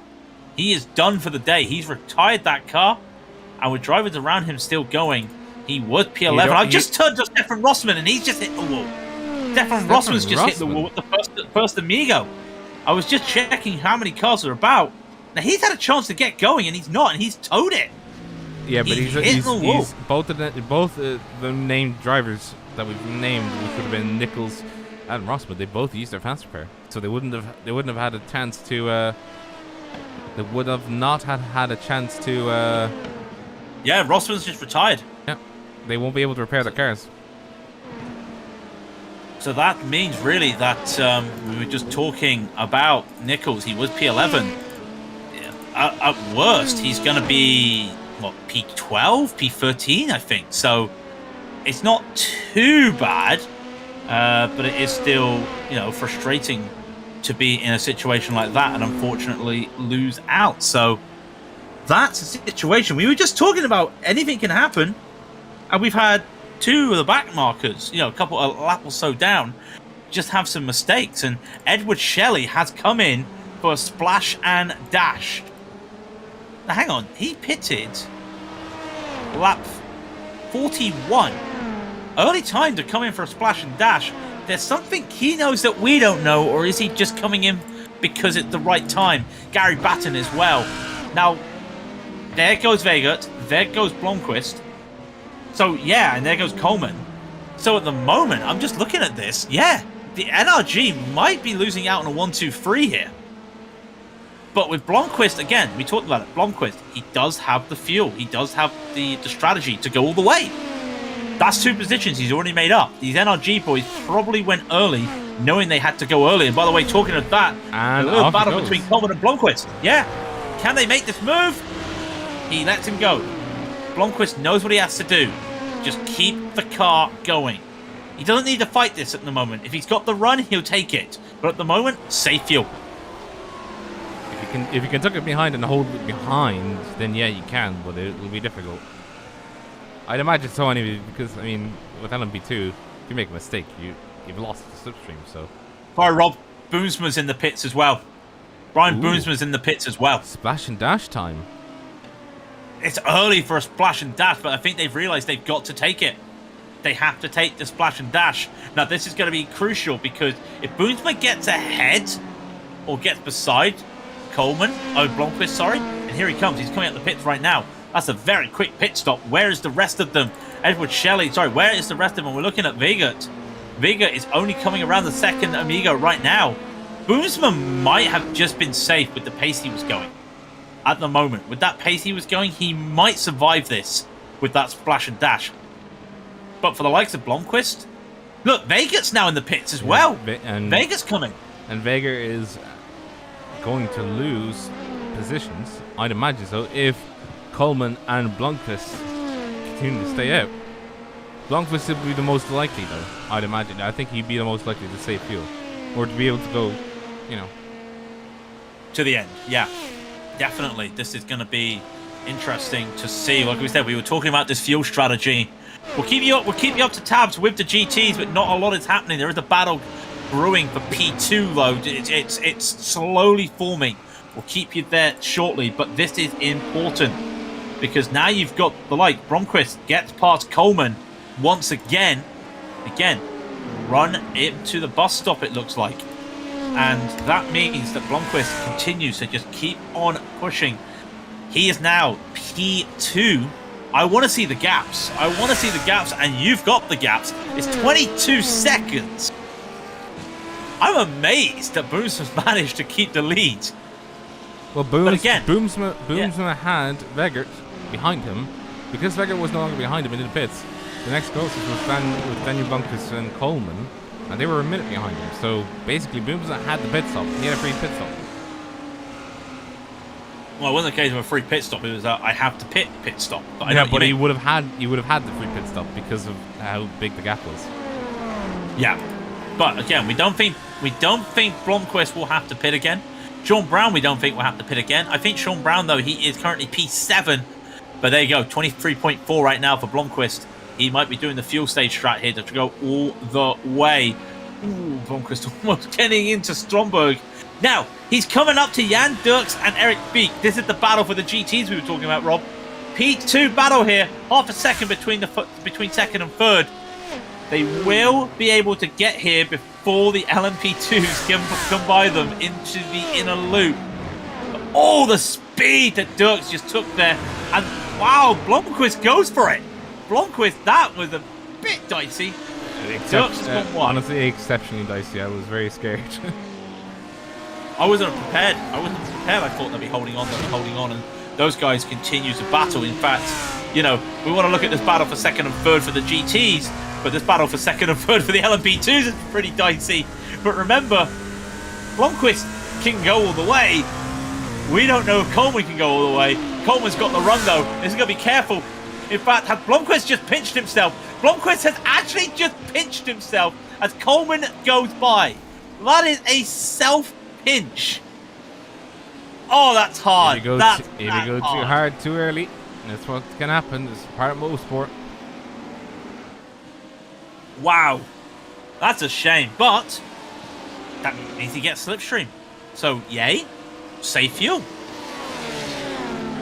I can imagine I can imagine someone's at the pit wall right now with just a massive cardboard cutout sign saying "safe fuel," and Rob will get the reference there. I can just imagine that right now with Blomqvist. He's being told get the cardboard out and just be like "safe fuel," and no, not just "safe fuel," "save fuel now." Yeah, it's also like the Bathurst 1000 a few years ago. I can't remember, and one of the guys leading was low on fuel. I love this story because they were literally going to him on the radio.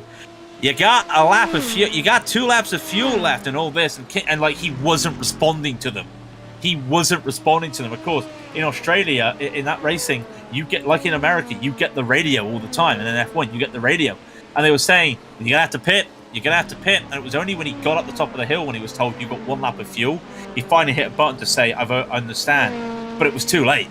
He cost himself the win because he had to fuel. He was low on fuel.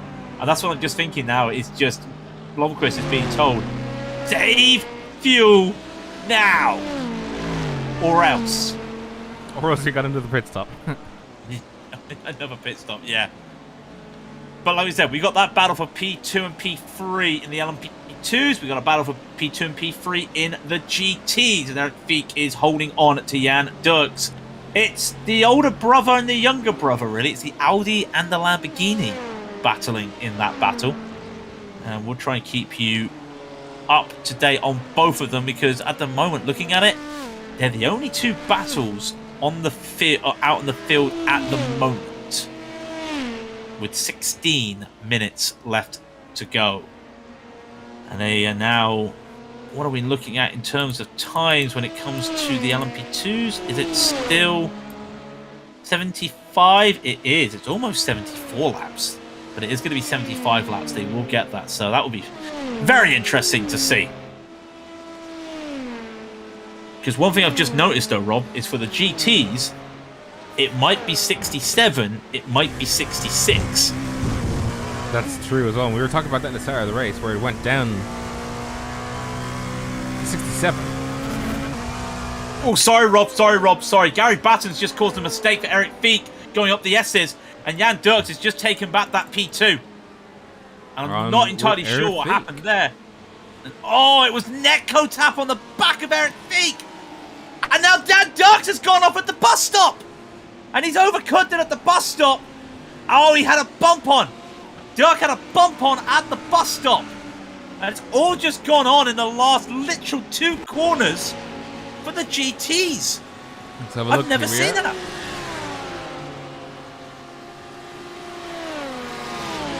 This is Jan Dirks coming into the bus stop. He's the Lamborghini in front of your screens. Oh, and did he keep it out on the wall? Just about. Oh, that was a hold your breath moment there. Holy moly! It was hold your breath, and you saw just as we started that Eric Fiek, he was a little bit squirrely at the top of the S's. He got net coded from behind by an LMP2 going up the S's, and I think it was just an accident of speed difference there.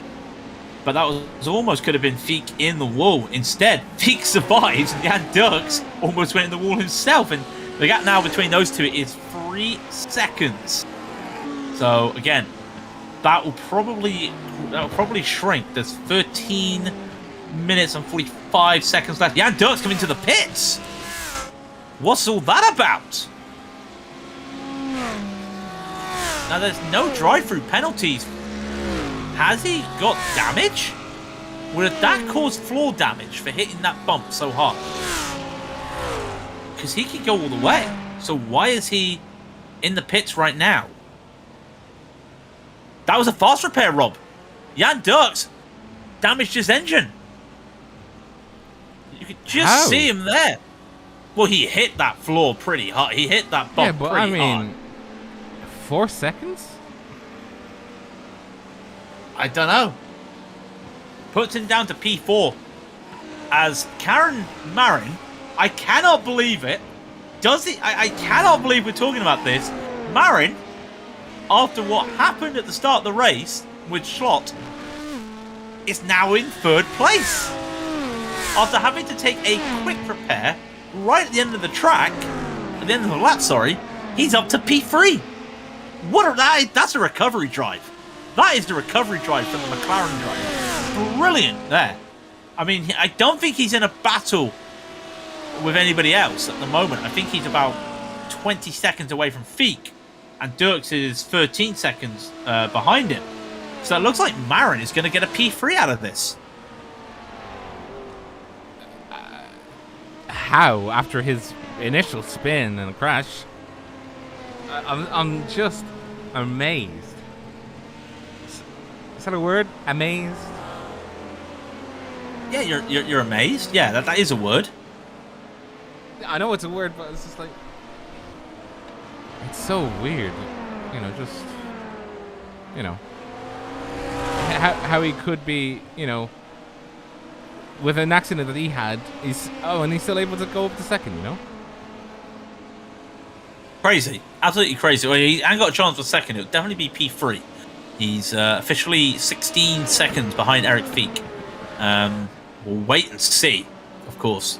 Anything can happen. 11 minutes left in the race. I mean, Brian Boomsma, anything can happen to Brian Boomsma with a 24-second lead. Not that we want anything to happen there for Brian Boomsma, but you know, no victory is secured until you cross that finish line. I'm looking at you, Toyota. It still hurts. Looking at you, Toyota. Although, was it Robert Kubica's car in Le Mans this year? They're the new Toyota, aren't they? They lost a They lost a P1 and P2 because one of their cars broke down on the last lap. Remember that? WRT, isn't it? The WRT. And yet the strangest thing is, they got the car back, took it back to the garage, turned it on, and it worked. So they have no idea why it shut down. But of all the times for it to shut down, it shut down on the last lap of Le Mans.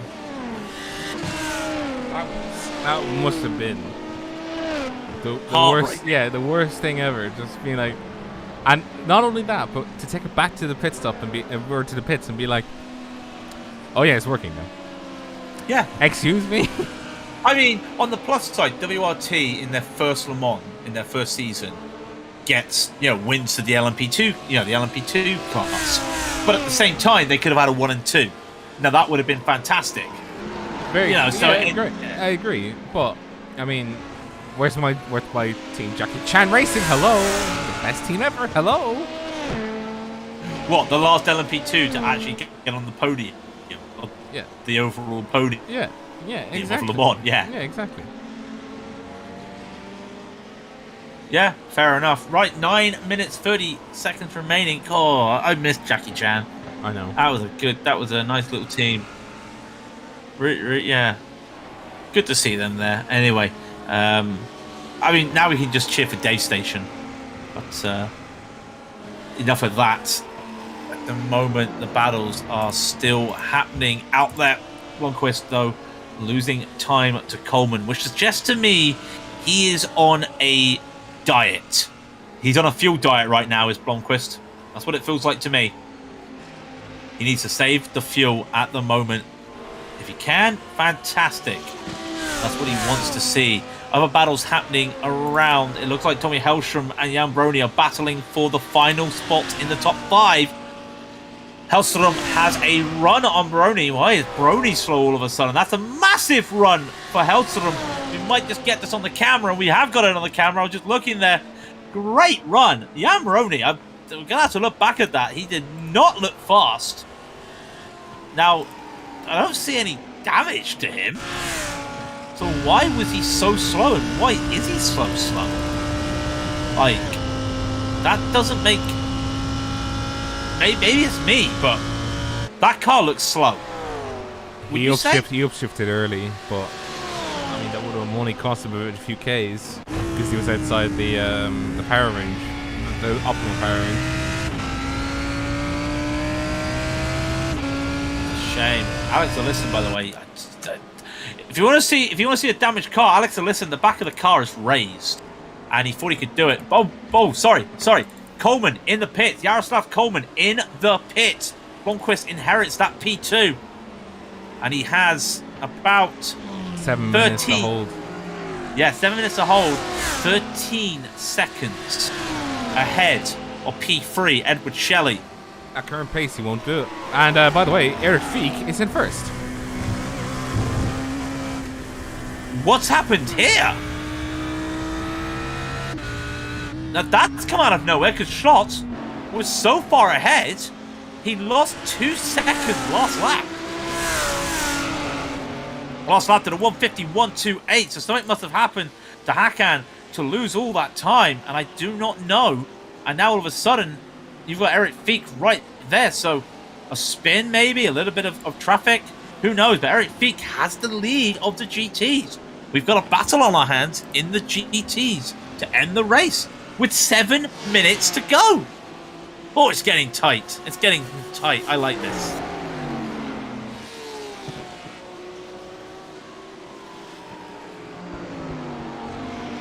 Right. We will keep an eye, of course, on can Blomqvist do it. We will keep our eyes definitely on this battle right now. Brian Boomsma just went by them, and with 6 minutes to go, he will not go by them again. But is set for how many laps they'll be doing in the GTs. Boomsma has a 24-second lead. It was a 24-second lead, but where is P2? Where is Blomqvist? He's only just come by right now. It is still 24 seconds, and it is growing. Blomqvist still has that gap to Edward Shelley.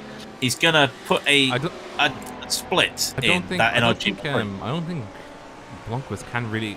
It's just so... fantastical would be the word. I mean, he'd have to... basically make 5 seconds a lap. Oh, he's not going to catch. He's not going to catch. But Blomqvist, he has to keep an eye on that gap because he could use that gap to get more fuel saving. Do you see what I mean? Clutching down, a bit more lifting. If he knows that he's short, he could do more. He could definitely do more to help himself out here. If you know you're short, then you gotta pump up.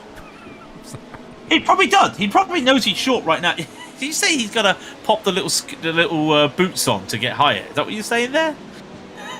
If he's short, just put the stilts on. Is that what you're saying? Yeah, exactly. Oh dear. Oh dear. Fair enough. Yeah, that was my joke for the day. By the way, Yaroslav Coleman does come out in P5 after that pit stop. Though still a great drive from Coleman. Making up 5 positions overall at the moment. Just going to hold on to that. He's got a 6-second lead to Alex Vega, so that'll be one to pay attention to. Hakan Schlotz and Eric Feek, they come around again. Now that's a better lap time for Hakan. A 48.826, but it was 2/10 slower than Feek, who did a 6:17. And Schlotz going to have to use the slipstream to try and catch in. Might be an LMP2 between the two of them. And there will be. And he had to get a little bit hard on the brakes. But Hakan does hold on. Now, how does he make the time up here, Rob? Apart from driving fast, how does he make the time up here? Drive fast and eat ass. Mostly, I think the way that Schott would be able to... And that is a car stopped. The cameras just was able to see. I think that's Andy Banfield actually stopped on that corner. He did. I'm not sure what happened there. We'll have to have a look back in a minute. Yeah. Apart from driving fast, what does he do? I think he just had his questions answered. Attempt to have... The only other thing is if traffic is somehow able to benefit him. Well, I want to talk about traffic quickly. Something's happened to Daniel Blomqvist. Remember we were talking about the gap doesn't look right? Remember he had, I thought, a 13-second gap? Yeah, that went away. It's a he can't do any more fuel saving. It's a 3-second gap. No idea what happened last lap to him. May have had no idea what happened. May have had a spin because on his last lap it said... It was the last corner. Last corner. He got tapped. Now that is not good. Now, where did he get tapped? Did he just get tapped from Oh, he took too much of the inside, trying to go around the outside of Andy Banfield, and unfortunately that cost him. I mean, P2, he's still in chance with a P2 here if he holds on. If he holds on, and they've got 3 more laps to go. They're on lap 73 or 75. Can he hold on for the last 3 laps, or is he going to be short by a lap? You know what? If I'm him, I would just stay out. What have you got to lose? Stay out. At worst, you'll be P9. If you pit right now, you're barely going to get that top 5. So he's going to have to stay out, Blomqvist, isn't he? Like, if he stays out and he's got the fuel, P2. If he stays out, he hasn't got the fuel, P9. P8 maybe. If he doesn't stay out, P5. Yeah, you're not really gonna get many points difference if you pit or don't pit. So I think Blomqvist has just got to stay out right now. That's I mean, there's no other choices he has. He either has to give up and admit defeat, or keep going. And it's time really, because it's the second last lap, and Edward Shelley's bearing down on him quite fast. But you'd have to make up 1,400 milliseconds over the next 2 laps, over each lap. And let me tell you, that's quite impossible unless he makes a mistake. By the way, Tommy Hellström is chasing Jan Brony, so we do have 2 key positions. Battle for top 5 in the GT3s, and then no longer a battle for the lead. Something happened between those two. No longer a battle for the lead. It was a slow lap from Schlott last time. I reckon those tyres are probably giving away for him. We shall see. Well, it's going to be white flag for Eric. Oh no, it's not going to be white flag for Eric Fiek, is it? It will. I don't know. Brian Bonesman comes across the line. He will start the final lap. Barney waves that white flag. Where is Eric Fiek? Oh, no, it isn't. He's going to have to go again. Yeah, he's going to have to go around again, unless he's caught up to, but I don't think he will be. No. He'll have to go around again. Brian Boomsman will have to go for... I just went back to Brian Boomsman after looking at that. He went by the battle between Dolimer and Krufov for 14th and 15th. And just he weaved in the middle. He basically threaded the needle between those two. And I'm thinking to myself, on the last lap, do you really want to do that, Brian? Not entirely sure. It's called being brave. Neither of us know how to do that. Gap between Blomqvist and Shelley is 3.8, and Daniel has it. He's just going for it. Hell-bent for leather. He has started that last lap. He hasn't pitted. He's going for it. Daniel Blomqvist may make this. It may be. I mean, Sean Brown, I think, as well. Yeah, he's still going. I don't think he's having to pit. So that's amazing. 2 drivers taking the 2 pit stop strategy here. And for one of them, it's played out well. For the other one, not so well. Actually, I think Kenneth Reeder as well. He did the 2 stop, but unfortunately he had damage. Regardless, Brian Boomsma had 2 more corners to go through the second Amigo and then into the final Amigo. As Jan Dirks is right there. He gets it. The first race of the season, the European Sportsman. 2 hours of Watkins Glen will belong to the NRG driver of Brian Boomsma in convincing fashion. And hang on 1 second, Rob, because Daniel Blomqvist has had some issues here, and Shelley's right behind him. We've got to get back to this. The gap is half a second. Here we go into the final few corners. This is going to be Daniel Blomqvist chased by Edward Shelley. Shelley, what? Is Shelley losing speed? No, Shelley just had a spin. Shelley just had a slide there. John Lang let them bide, let them fight. But Shelley just had that slide out the first Amigo, and that could be all she wrote. Blomqvist is going to make a 2-stopper work, and I want to know how much fuel he's got left. What a drive! As we see some of the drivers taking the burnouts here. Now, where is Eric Fiek? I think he is just a few more corners away. He is, and we're about to see it. Yeah, wow. Coming through, again, the first Amigo, into the second, then into the third. I think Fiek's had... we've only talked about him once before this, and then he just sort of popped into first and was like, oh yeah, hello, Eric Fiek. Welcome back, and welcome back again to the European Sportsman. It is a win for you, my friend, in the GTD category, and Eric Fiek crossed the line in first, 14th overall, but first for the GTDs. Well done to you, good sir. Schlott will come across in P2, but I want to talk about Karen Marin. Taking a fast repair early in the race after an incident, he comes back to a P3! Regardless if he's driving a McLaren or not, in a Lamborghini-dominated field, this McLaren, with an accident, comes home in P3. That is a drive of the day, if anything. I mean, I want to talk about Blomqvist making that double stop work, but to get damage, to be back at one stage at what? We were saying 20th, weren't we? That's just a great recovery drive from Marin. I mean, wow. But again, some brilliant drives all the way. And by the way, that final gap between Blomqvist and Shelley, 0.7 seconds. So it wasn't a dead heat at the end. but it was still a close one at the end. I think traffic might have just played havoc there for Blomqvist, but he was able to keep it. That's brilliant driving there to just keep it going. And there you see the standings there with Boomsma leading away from Daniel Blomqvist. Edward Shelley will take home that P3. Gary Batten will be 4th overall, and then Alex Wiggett will be 5th. Sean Brown takes home 6th, and then we've got Yaroslav Coleman in 7th. Aaron Gearing finished a lap down, but he comes home in 8th, as did Kenneth Reeder, but in 9th. John Lang was 2 laps down overall in 10th. Colin Marzoff, 2 laps down as well. He will take 11th. Thomas Peters was 12th as well. They had a close finish between the two of them. He finished at 2 laps down. Alex Ollison is 5 laps down, and we'll just get to the others, but of course, GTDs, Eric Feek leading them away. He won the GTDs by 6.6 seconds over Karen Marin, who finished in P3, 3.8 behind Schott.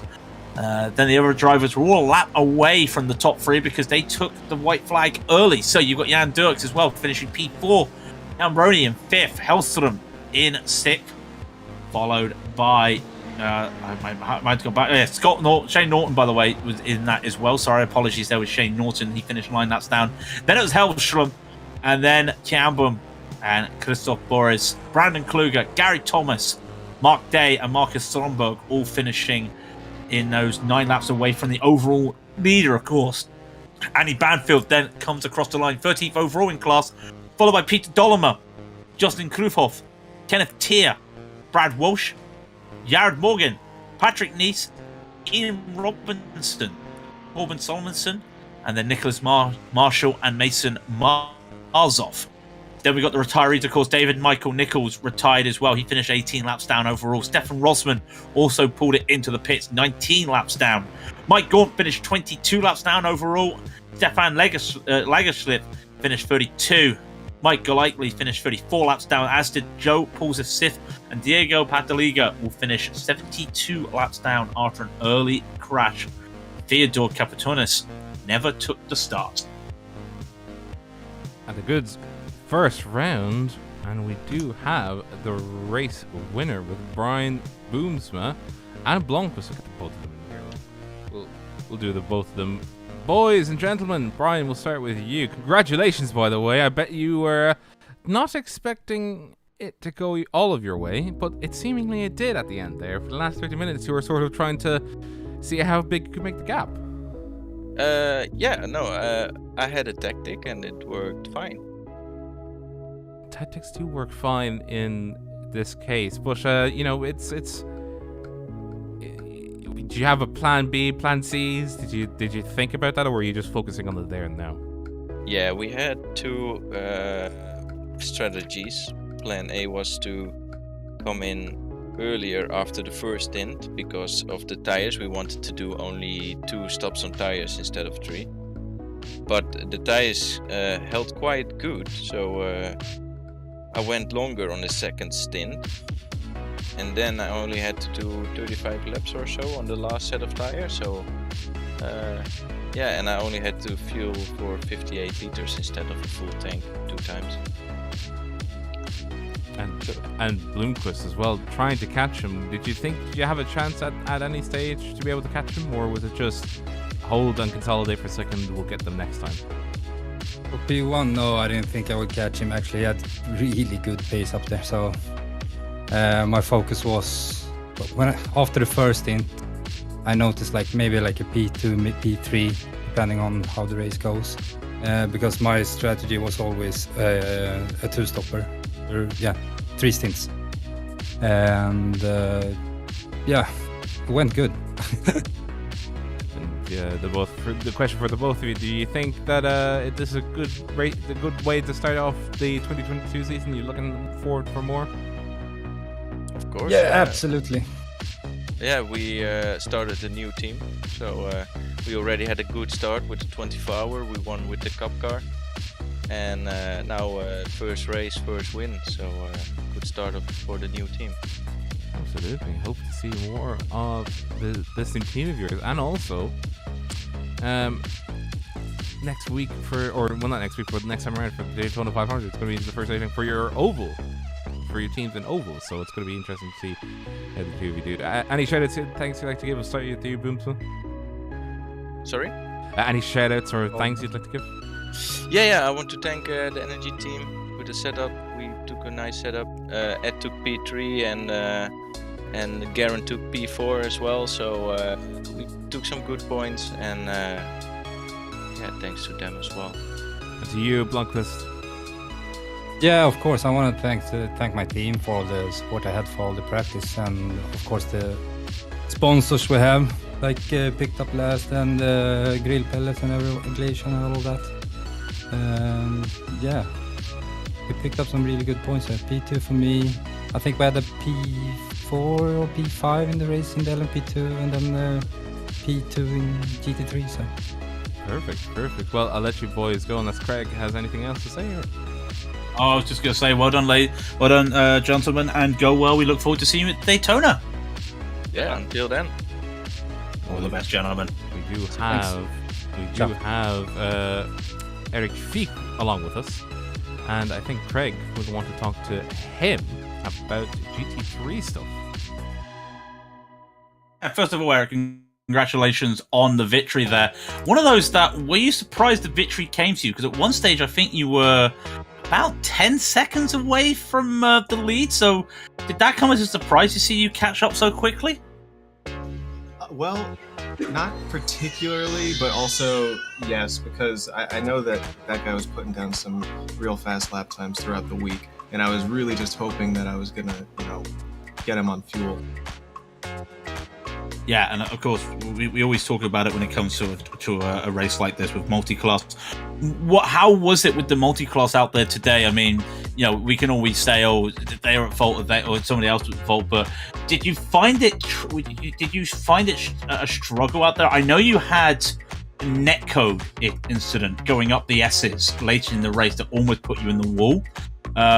Did you find any issues with navigating the traffic? When I say navigating the traffic, getting out of the way of the faster cars. No, not particularly, but that one in particular, yeah, that was scary. I tend to see them coming, and I don't facilitate the pass by going offline, but I feel like I can anticipate what they're going to do. But in that particular instance, I knew I was battling for position, and I decided to close the door on that apex, and I was like, well, too bad LMP2 for that one moment, and it almost cost me. So that was it, though. Everyone else, I think, was pretty well behaved. There was an incident in front of me, unfortunately, that took out Mike Gaunt. I think that he was definitely another contender for the win had that incident not happened to him. Yeah, I think we did see a few incidents going on. It was such a shame happening as well, but you were able to keep it going as well. One thing I do want to ask just before I ask about the next race, tires, because I know in the support race last week there was a talk of the tires were really getting shredded. How did they feel today, especially when we're talking at the end of the race 52 Celsius? Well, I wasn't too concerned. I know that initially before the patch came out, I think there was a track surface issue. But at the end of my first pit stop, my lowest tire was 66% in the left front. So I was pretty confident going into the second stint. Wow, that's actually really good after an hour. So I hope that means they have fixed the surface. So that's for another day. Daytona next month. Sorry. I'm guessing you're looking forward to that, just for the whole oval thing, even though it is plate racing. Is that one that you've got circled, ready to go, and raring? Oh, definitely circled and ready to go, but I'm going to need a lot of practice to keep up to Brendan Kluge from my teammate. I think he won it last year. And we got Falcon on the team this year, too. Justin Krudoff, he's going to be another strong oval contender to look out for. But I'll do my best. Oh, Eric, I mean, before we let you go for the rest of the day, is there any more shout-outs you'd like to give before we let you go? I'd like to thank, first and foremost, my pit crew. I'd also like to thank a few others. 2Com, these are our sponsors. 2Com GmbH, Falcon Racer Apps for making all of our awesome liveries. Pavilion Machine and Tool. We have GoPro. And our team principal, Tom Wood. He's the best. Well, Eric. Well, hang on. Oh, sorry. Go on. I'll let you on. I think I would be misstepping if I didn't thank my wife and my newborn child. Oh, well, congratulations! Oh, we did hear something in the background. I think when you started talking. Congratulations to that, to everything, and of course, yes, well done once again on the victory, Eric. It's fantastic seeing you driving once again. It's always nice to see you. We look forward to seeing you and your team at Daytona. So once again, congratulations and have a good day. Awesome, thanks guys, and thank you for everything you do in the booth. A pleasure as always is ours, Eric, to bring you this entertainment. But that was Eric Feek there with us talking about his race, and unfortunately, Craig, it is the end of round 1 already. It's all gone by. It's all gone by, but it's been fantastic fun. Thank you, ladies and gentlemen, for watching us today and enjoying the action. And of course, thank you for watching elsewhere on the Majors series, whether it's GSRC or those doing the International yesterday or this morning. And of course, the Americas series coming up later today, European time, or in the evening for the Americas. If you like what you see on Raidillon TV, hit that thumbs up button for the algorithms, hit that subscribe button, and get ready and hit that bell, because when we go live, we'll have schedules all planned out on the videos waiting to go live. Don't forget, underneath the video is a link to our Discord, so do check us out there. It's full of memes, as you'd expect. It's the internet at the end of the day. And of course, once again, shout out to GSRC providing the cameras. Of course, link us, of course, over to our other socials, on Twitch, our Facebook, Twitter, of course, Raidillon TV. Our website, I think, is still there. But it's been a fantastic day. A shout out once again to the charity, which is the National Multiple Sclerosis Society. Shout out to Rob, as per usual, and the Majors series. I'm going to take a sit down and enjoy the rest of the evening. I think there is some other things going on as well. But it's been a fantastic time to get back into 2022 with the Majors series. So from me, I say my name is Craig King. And I have been Robert O'Brien. And this is Raidillon TV, the only corner you need. Good evening, ladies and gentlemen.